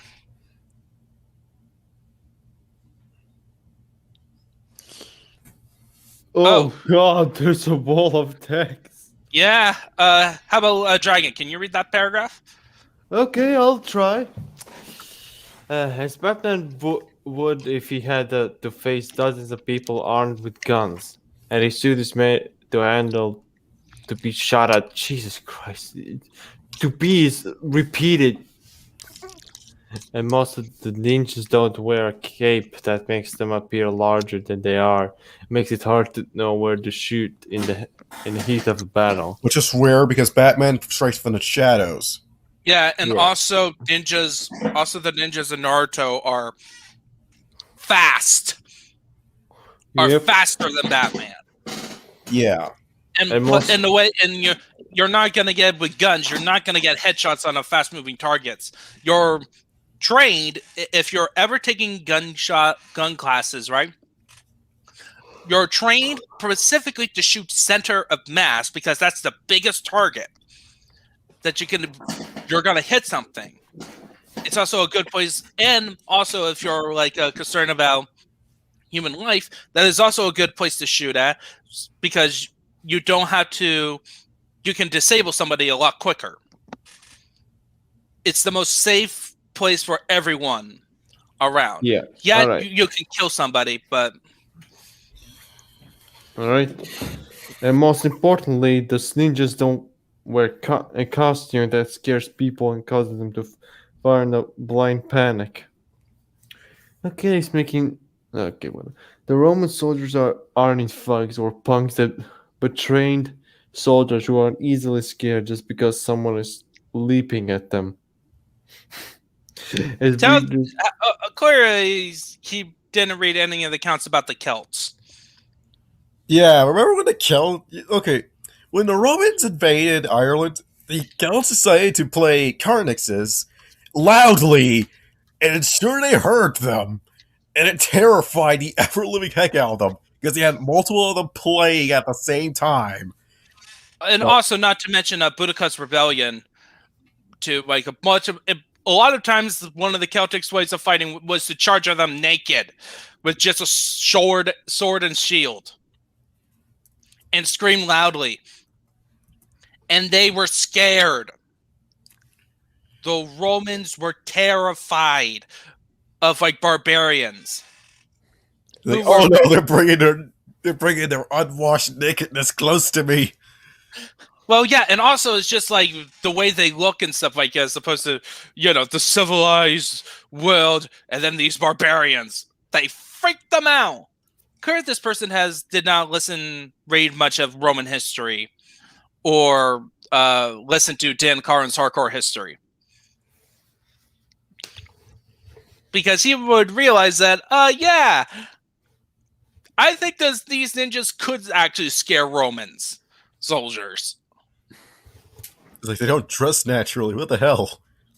Okay. And when you shoot at them, they disappear, and a block of wood is there instead. Okay. As readers who are soldiers have been trained to suppress their fears and not wildly and Not will immune to fear. Soldiers are can still be scared. Like mind you, soldiers can still be scared. They've been trained to handle it better, but they're not trained to suppress it.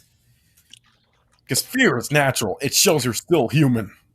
And post-traumatic stress disorder is still a thing. Yeah, there's still soldiers that get stress disorder because it traumatizes them. Yeah, it's like horrific events that happen, and even if they're trained to handle it better, soldiers are not inherently non-disposition to be feared or scared.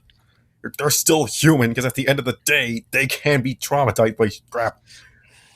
PTSD is common among soldiers and retirees. He's for a good reason.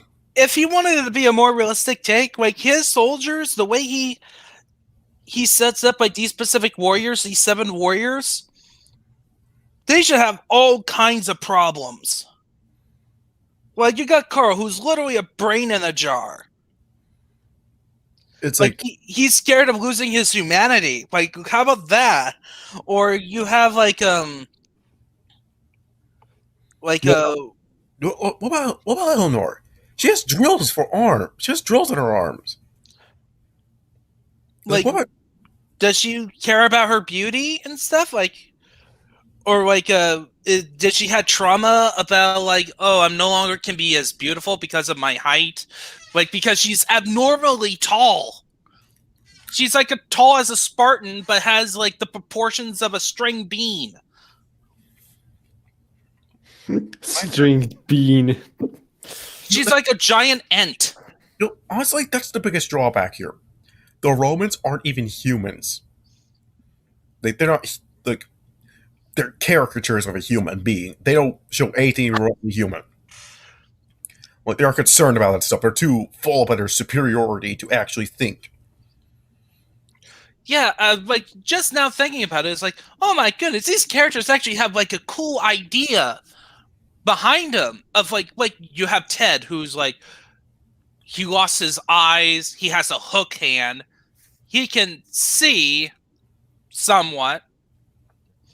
Like, we don't know how the eyes work exactly, but he still has trauma. Like he has to deal with the fact that he's a blind man and he lost his eyes. What, Carl? Would he be traumatized by the fact he was caught in an ammo cart accident, and he lost the majority of his body and only only most of his torso and his head survived? Yeah, RoboCop. That's essentially RoboCop. Yeah. What's so funny is that so I'm part of this YouTuber named Micah Curtis. He's also an independent comic book creator, and a comic that he's been trying to get out for a long time. He's just struggling with just issues behind the scenes. Is a project called Project Lazarus, and the premise is that it's a CIA superhero team that fights demons. And he has a character, I think it's Epion, or I think it's Epion, where he was a Marine who lost all of his limbs. And he gets cyborg enhanced, like he gets cyborg arms and stuff, and has a system where he can put his body into different suits to fight demons. Well, he suffers from phantom limb syndrome. Actually, why doesn't any of these people that have all these limbs face off a phantom limb? Yeah. But I think that's also one of the reasons why they suffer, in the Full Metal Alchemist, people suffer unbearable pain. Because that's phantom limb disorder. Or you feel as if something's there when it's not anymore. Like you feel sensations in your arm, you reach down and scratch it, but all you feel is nothing but metal. The thing's very real. Yeah, it's just because, it's like your brain and the nervous system. It's like, yeah, now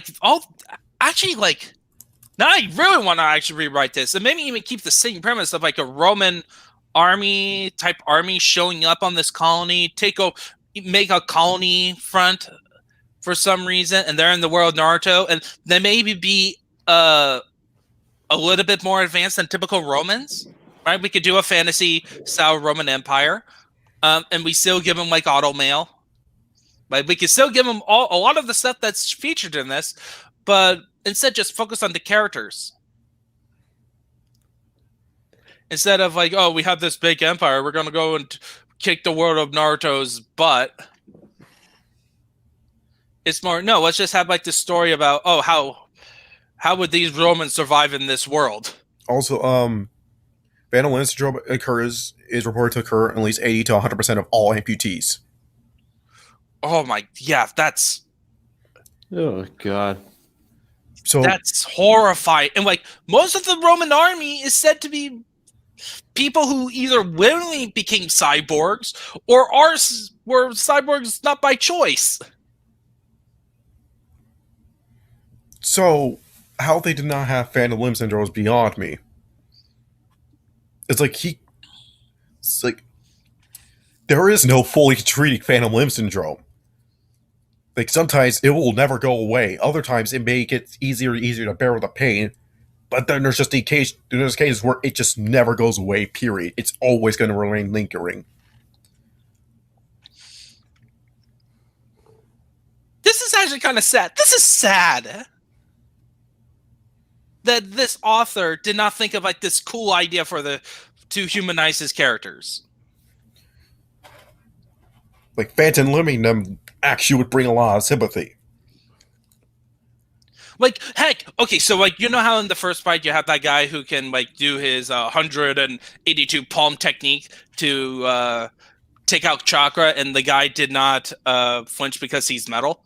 Mm-hmm. What if he actually was affected because of Phantom Limb syndrome? Yeah, like it made it worse.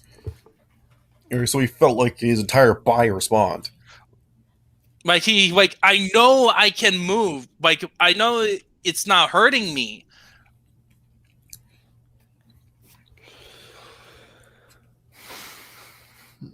And his excuse, painkillers. That doesn't help. It doesn't help at all because... In fact, it would just give him a painkiller addiction.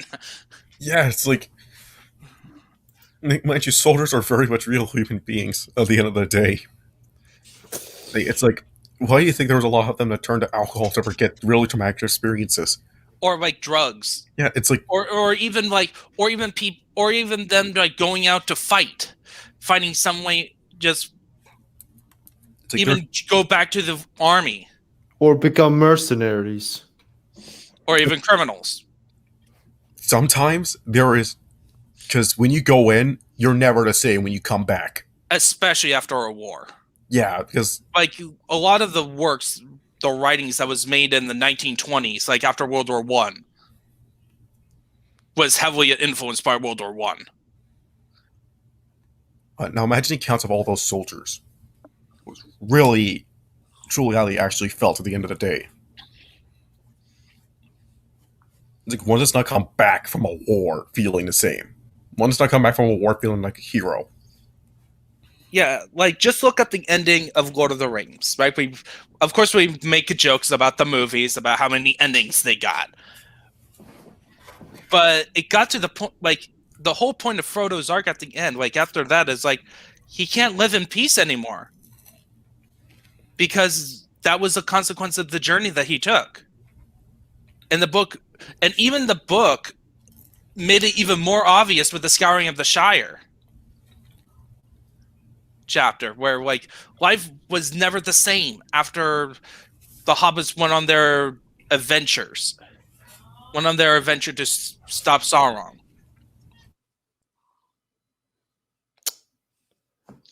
One just can't simply go to a war. Yeah. Okay, let's get back. Okay, where was I? This readiness for soldiers to pursue will not wildly shoot, but be able to take aim at the target even as they come running at them, or suddenly appear out of nowhere. Okay, I'm back. We're gonna have to rush through it because my barber's coming right now. Your barber. Yeah. We Okay. only two. We're not even 3 chapters. Anyways, magic is the same as jutsu. It's just that both druids and ninjas figured out how to use. Magic off. We may have to do like a round 2, but focusing just on these author's notes. What's a better way to travel? Running at a fast speed or jumping? Surely the Flash arrows like can travel fast on foot, but people like the Hulk who can jump good, can cover miles at a time. Yeah, but that's the Hulk. Yeah, and Superman too. Yeah. And technically, you need speed to jump. Yeah, It's like the Hulk doesn't just jump. Like the Hulk gets a running start, then he jumps. Yeah, and same with Superman. And like, anyway. Oh, come on! He's not making an argument about why Tsunami had her own set of problems. So she was dealing with her own set of problems, and Jiraiya was too busy managing his spy network. Yeah, like really, Naruto is like if you ever seen Gundam, is basically Ninja Gundam. Really? Because a lot of the themes in Gundam revolves around adults sucks and the children have to catch up, have to deal with the stuff that adults have done and have to take care of the problems. Yeah, that's kind of weird. Except Naruto is as opposed to Gundam, where it is not really a shonen per se, like traditional shonen where characters get stronger. It's more like the characters get more experience, and Tamino wanted to focus on something else. But Gundam is essentially just a collection of war stories. All right, let's continue. Yep, let's just continue. Chapter 13, Old Crew. Drake report. Yes, Drake's back. Drake. Still no Jaws. And yeah, so no Josh. Megan! But the butcher's back. Oh, great. Butcher. Next up is Arcanus? Arcanus? That sounds Roman. We got our first Roman name? Yes! And the worst part is, she's a ninja. No! What? He's not even trying. And her name is just Arcane. I'm pretty sure it's the word that we got arcane from, but still, it's and Ascari.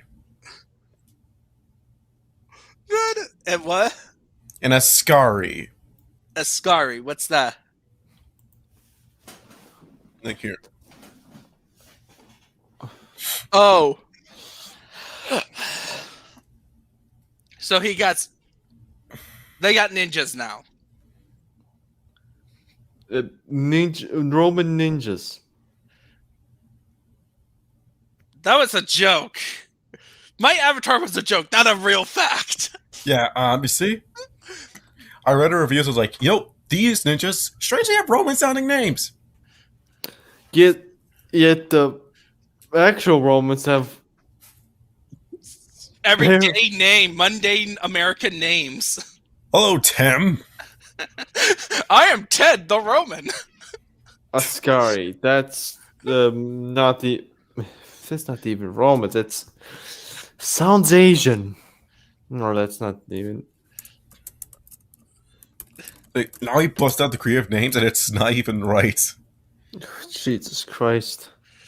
Like, okay. I could pick up my D&D book called Xanathar's Guide to Everything because it contains actual names that you could use for your characters, including Roman-style names. Okay, Ascari is an East African soldier or police officer. Okay. Ascari, a dark-skinned man. Yeah, that makes sense. Hey, so... well, being hired to fight each other. Wow, surprised. Because at this mercenaries, when you separate, you tend to fight each other eventually. Yeah, so these were mercenaries during the Great Ninja Wars. Ninjas don't wear armor. Because it slows you down. Except for armor jackets. Yes, we got a word for that. What? Armor. Armor. Jackets do give them protection against blade weapons, but against bullets, Jack. Bullets, Jack. Oh, thank you for insulting our modern military. What? What do you mean? Our modern military's armor is basically armor jackets. Yeah, Yeah. flak jackets is kind of literal. Yeah. Well, it's not just now; it's like a more advanced version of a flak jacket. But yeah, same principle. I bet these ninjas would actually wear that type of armor. I think they do. Yeah, What because some of them look like. because most of the armor is just a chest piece, an occasional helmet, and a helmet. Up close and stand chance, long range. Yes, it managed to stop it, but that's quite some considerable force. So now there's a Zabuza. Yeah, the Mist Village are trying to kill them because Zabuza's a missing ninja. It's like, yeah, of course they'd be after you. Zabuza and the Crack Brothers. Yeah, I already did that joke. All right. Yeah. Oh boy. Oh, now they're going to take out the Mist Village. Good luck. The Mist Village is accessible by water. Yeah, but guess what? I bet these Romans will totally get there. That's not all. It's called the Mist Village for a reason. There's a lot of mist. Yeah, but they got Frank the Druid. Oh, yeah. Frank the Druid. Summons and Jutsus are shock and awe. I got a question. Why isn't there any more Druids? Because Hal could kill them all.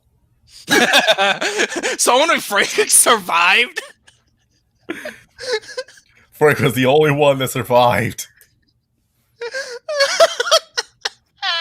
That's funny. Because he's from France. Because he was part of the French Druids. Halligan killed all the English ones. Ooh, to the guests. Oh god, it already ended? Yeah, this was a short chapter. But hey, there's a here's a fun one. Read this read this author's note. Let me read it. To the guest reviewer who doesn't like this fanfic, I already posted on that summary what kind of fanfic this is. If you don't like, why are you even reading it? We're basically asking ourselves with that. Yes, that's the whole point of the show. There are plenty of fics out there to go for the rule of cool and plot armor. Yes, Wow, you guys, your fic is on that. Yeah. Yeah. It's pretty much full of rule of cool. The Romans are rule of cool, and they also have plot armor. Literal plot armor.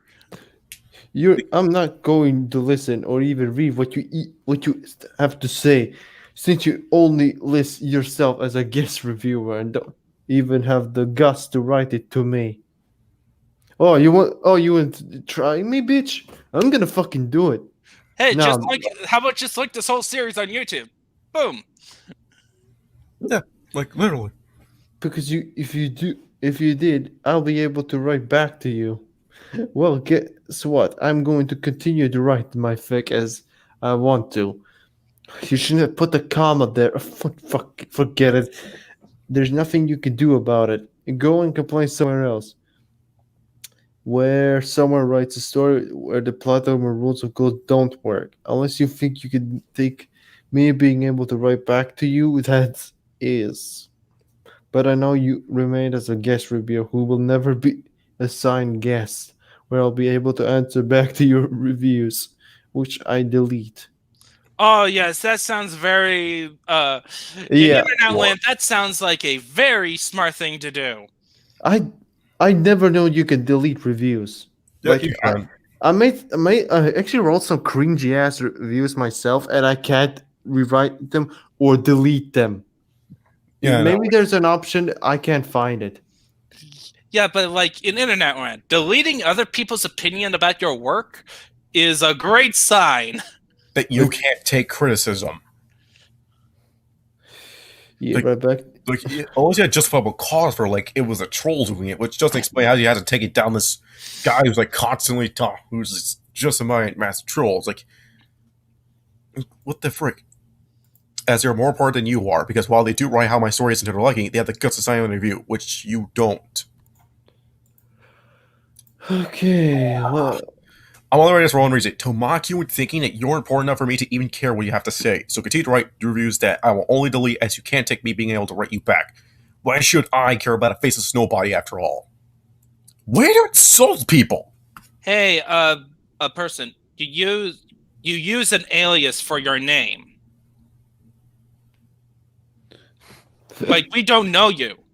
We don't know your name. We can't look up where you live and stuff. Are you open about that stuff? If you're not open about that, don't be a jerk because somebody just did a guest review. Maybe the person doesn't want to use fanfic.net as much. Like, they only occasionally go in to read certain fanfics. And they don't want to get like constantly emailed about the latest ones. It's like, why you gotta be like this? Why are you doing this? Why are you doing this? This is my problem with you. It's your attitude about it all. Deleting reviews is generally scummy in itself. People should be able to identify a troll from far away. Like, I understand why you would want to delete reviews. It's just that in internet land, in the land of the internet, like a very common place, it's frowned upon. Yeah. Like, if big corporations, if you hate big corporations to do that for like game reviews or like movie reviews and stuff, you should have that standard to yourself. Yeah. And like the whole point of like one of the reasons you use fanfiction.net, especially if you want to be a more professional writer, is to find improvements. Okay. Like, now I'm feeling sad for this author. Yeah. Now you're feeling sad? Okay. Oh, when your bomber's gonna come? So there's two more. There's one more actually, just one more chapter and we're done. Yeah.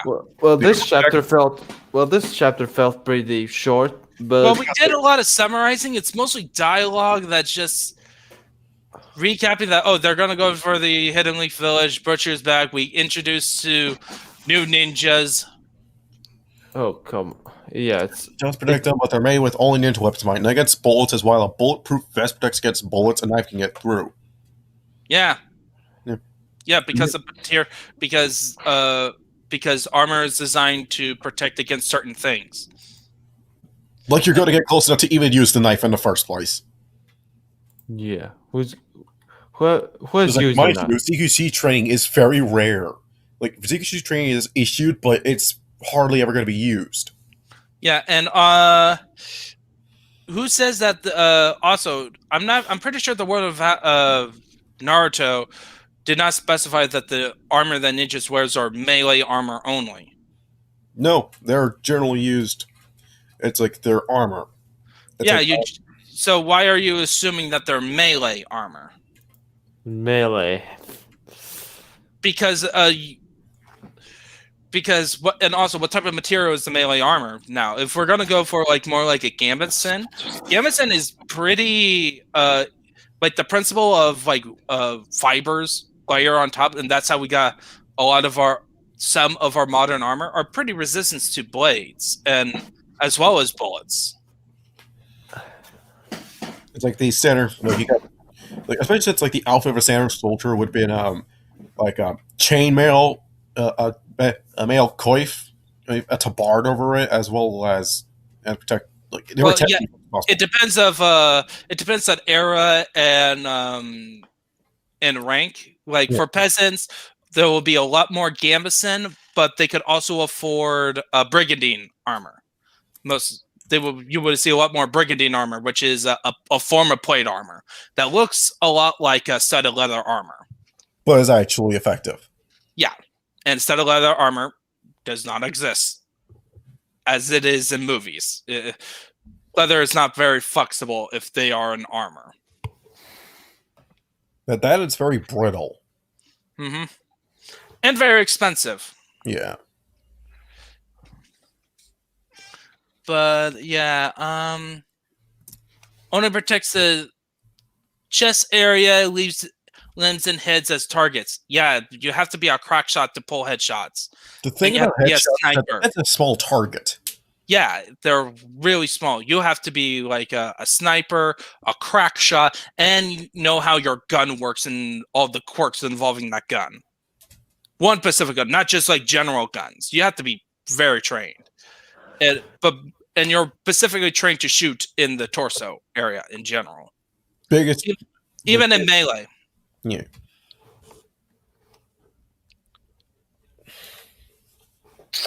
Okay, okay, they also talked about ninjas. The Assassin's Creed games are more like how ninjas should be than the ones in Naruto's. Naruto's ninjas aren't the same as. Oh, for fuck's Yeah, sake. Naruto. The problem he's having here is that Naruto ninjas are based on the mythology of ninjas in Japan. And Like- the real life, like they're not the real life ninjas. They're very different from the real life ninjas. Yeah, Even- the real life ninjas are more like the assassins in Assassin's Creed. Yeah, they're not like. Even ninjas in TMNT are more accurate to ninjas than Naruto. Yeah, but in terms of philosophy, the Naruto ninjas are closest to the original source material in terms of the mythology and the philosophy behind it, because that's kind of the point. It's No. it's a shonen action. It's a shonen battle manga with a ninja theme. Yeah. Anyways, got one more chapter. And it's called To Gloat. Oh, I wonder what this what this is gonna be about. Oh, we're Ruby's are so superior to you guys.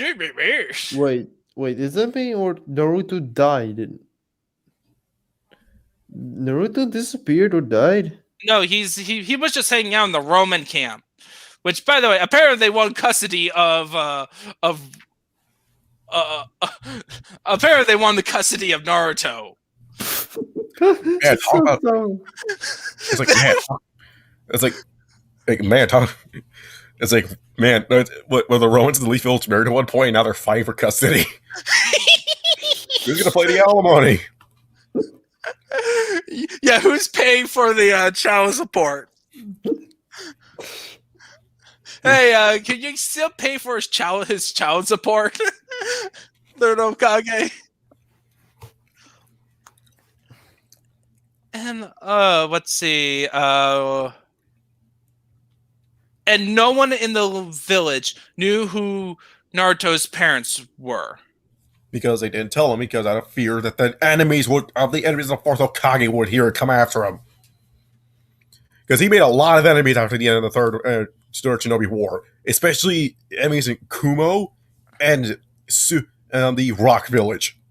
Yeah, and also like, Oh, Iowa, that's what they're called. and Iowa. I'm pretty sure most of the villagers would know about the fourth Hokage. Because, I don't know, it's part of everyone's lifetime. Oh my goodness, this is stupid. Okay. Butcher here is just stroking. They're all depressed. Blah blah blah blah blah blah blah blah blah blah blah blah blah blah blah.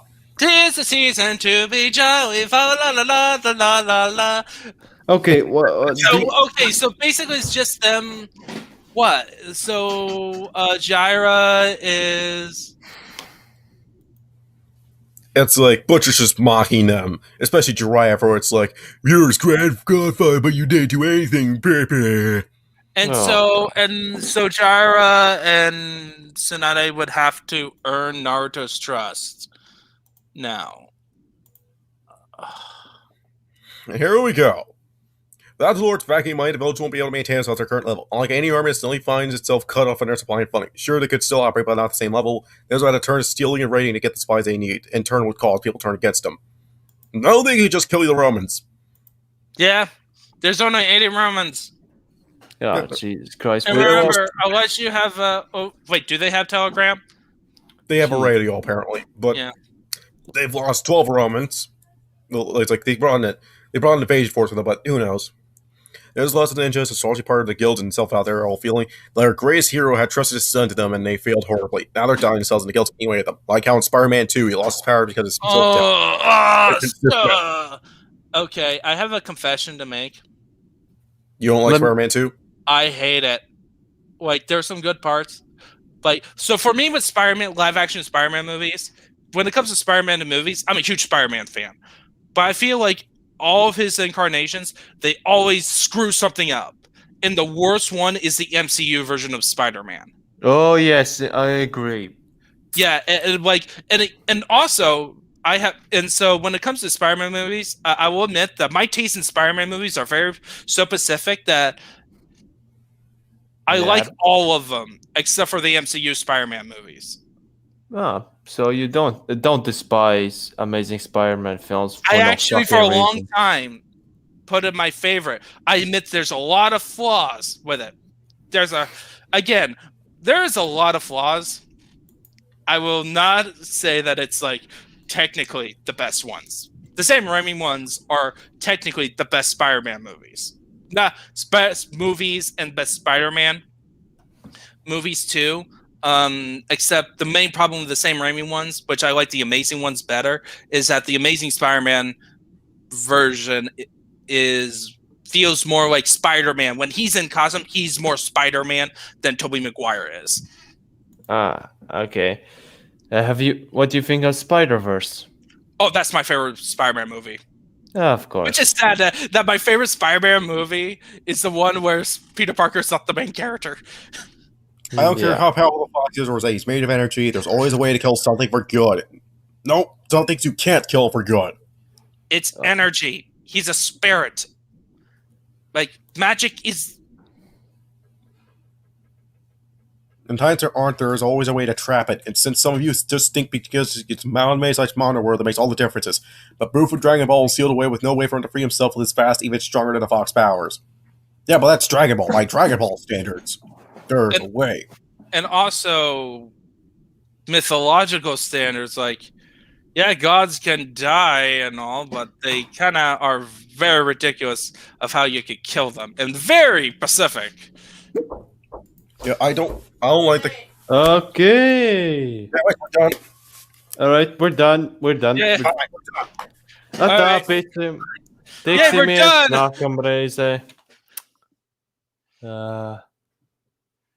Oh my god. Oh god, these. Okay. Anyways, to finish up the last part. Blah blah blah blah blah blah. Yeah, it's so surprising that we spend like over an hour on like one chapter, and then we summarize the rest because the rest. It seems like the way this works is that the first chapter has a lot more stuff that goes wrong, and then the preceding chapters. Yeah. These are just boring to listen to, let alone read. It's just seriously, I'm just waiting until we read another Slipknot Ghidorah stories. Like, I want another Winry Rockbell moment, like another random character to show up. I am just waiting to introduce you all to his Dishonored and Naruto fanfic. That one, I would say, is better. But not by a whole lot. It's more interesting to say. Yeah. It was awesome to see Kratos in this. Even if he's Greek, not Roman. Yeah. Honestly, like, the best part of reading this was just... this session of reading is tearing apart the use of the automail, like his version of automail, and like how he managed to make this interesting scenario of like, okay, we're gonna have 7 warriors versus 7, which is for standard arcs is like a very exciting part. Like, it's a cool tournament structure, gives you opportunity for greater battles, and make it as boring as possible, yet have like these cool ideas for characters that would lead into more interesting stories than this one. Yeah. All right. And that's just completely erase away Phantom Pain, which is not something you can do. You can never treat Phantom Pain. Yeah.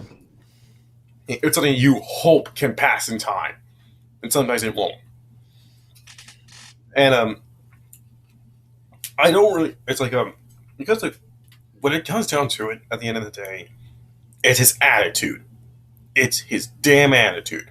Oh yeah, that response to critics of like just because he doesn't use a username or anything, like that's actually makes me just want to put it even more anonymously. Like, what if he gets really pissed and he just decided, hey, I'm gonna dox you? Yeah, that's. It's like he can't handle it. It's like he can't handle being criticized. Right? Like literally, one of the first things you should always fear is being criticized for something, so you always look over meticulously. Yeah, but you only hope that your mistakes are very few, because there is no such thing as the perfect story. But you can only hope that you make as little mistakes as possible. Yeah. But here he makes dozens and dozens and dozens and dozens of mistakes, and he hates it when people call him out on it. Yeah, and it's like mistakes that can be easily fixed. Yeah, how much more? Okay, we got about 60 more chapters. Well, we got about 20 more. Yeah, there's 34 chapters in this entire fanfic. Is there a way we could just like increase the number of chapters and just do more summarizing? Well, I do plan to finish this here. Well, if you want, I can up this up to 5. 5. Yeah. You'll do 5. Yeah, we'll just do 5 because it seems like right now it's just like we're getting into boring. We got into like some craziness, some detail craziness, and then we got chapters that we could just summarize what happened because not a lot of stuff happens. It's honestly it's worse kind of bad. It's the boring bad. The boring bad. It's okay. It's more like the chapter by chapter reading is not interesting. And it's not. I don't feel satisfied reading the individual chapter, and not in the good way of not being satisfied as a like, oh, I'm looking forward to the next chapter. I want to see this conclude. Yeah, you like, just want to. You just wanted this to end. Yeah, like if I want to compare this to like a mangaka, right? Because it is an anime themed story.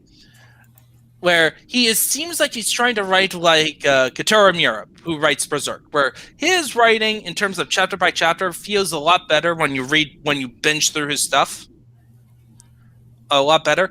While the other way you could do it is by Hiroko Araki, who does JoJo, where his chapter by chapter is actually very satisfying to read, even though you know there's more stuff coming. It's not like a proper conclusion, but you know you're very satisfied. You're just looking forward to the next chapter. And here, it's just not even fun. And then it's, overall, with the way he portrays his story, you would think he would do it right. When he says he's not going to do rule of cool or plot armor. But then he proceeds to give them all the best tools. That is the very thing. That is rule of cool. But not medical technology. Oh, yeah. But somehow medical technology. It's literally the only thing they're lacking in. They have everything else, but apparently they didn't develop into meds. Like, the only cool thing I learned about this is a book. I may actually want to pick up and read. Because I'm pretty sure that book is going to be 100 times better than this. Like, really, the best part of this fanfic is just reminding you of better works. Yeah. Thank you for reminding me that there's a better version of your story out here. Yeah, like, thank you for reminding me that God of War 4 is a thing. Yeah. Okay. Yeah, don't like God of War 4?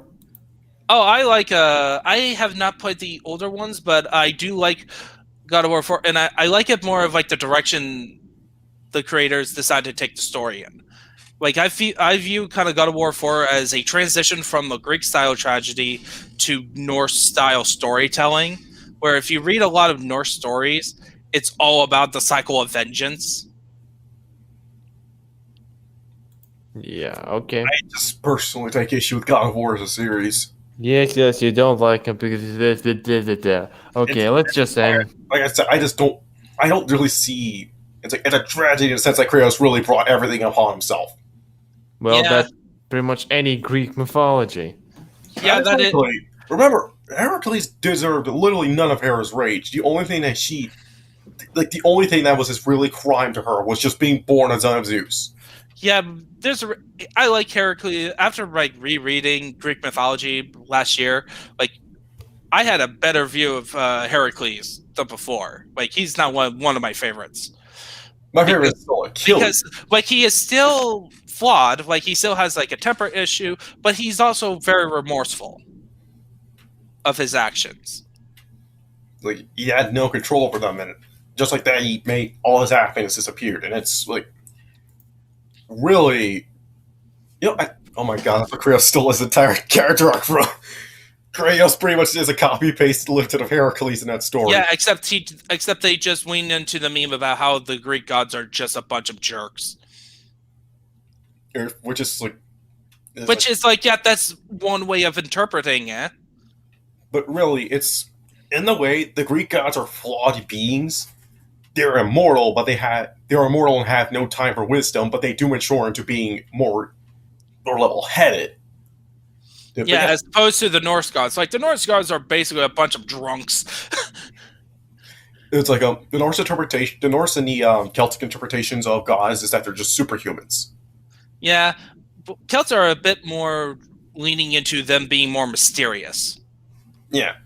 While the Norse one is like, yeah, they're just like a bunch of drunken warriors who parties too much, and like most of their adventures involves. It can't be a Norse story without some form of alcohol. That's like, when you really think about name every hero that's like, look at all the Greek heroes. Not a lot of them gets their own happy ending. Literally, Perseus is known as the only hero that actually got a happy ending. Well, Heracles did get a happy ending of becoming a god. Yeah. Theseus Theseus had one. Yeah, he lost a son and a wife, I think. Let me see, Theseus. Yeah, he was so he married. He had a second wife, and his son from his first marriage.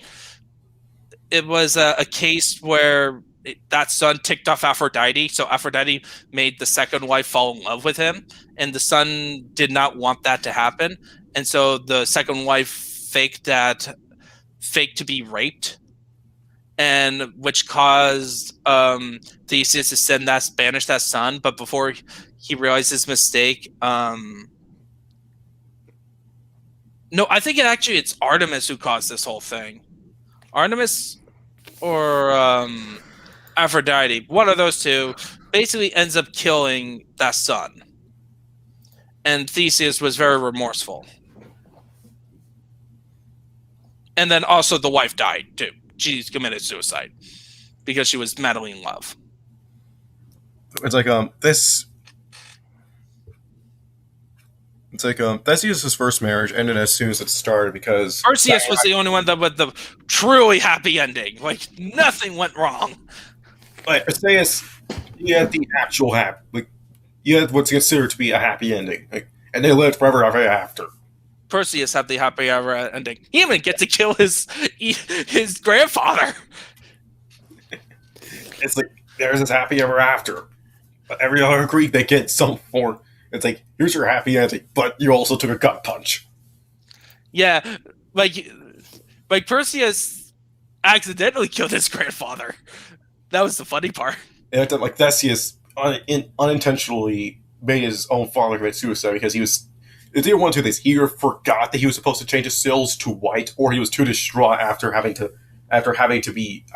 leave Ariadne, because Dionysus was like, "Yo, dog, I want her." Yeah, so depending on which version, do you want Dionysus to be more of a jerk or less? Actually, Dionysus, out of all the Greek gods, is actually one of the more chilled ones. Yeah.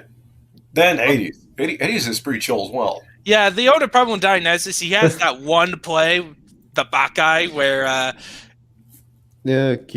part of his early evolution. Oh god, we talk about more about the Greek mythology than this fucking fanfic. Yeah. So, anyways, I guess this is goodbye, everyone. Yeah. Yeah. Ata. Duh.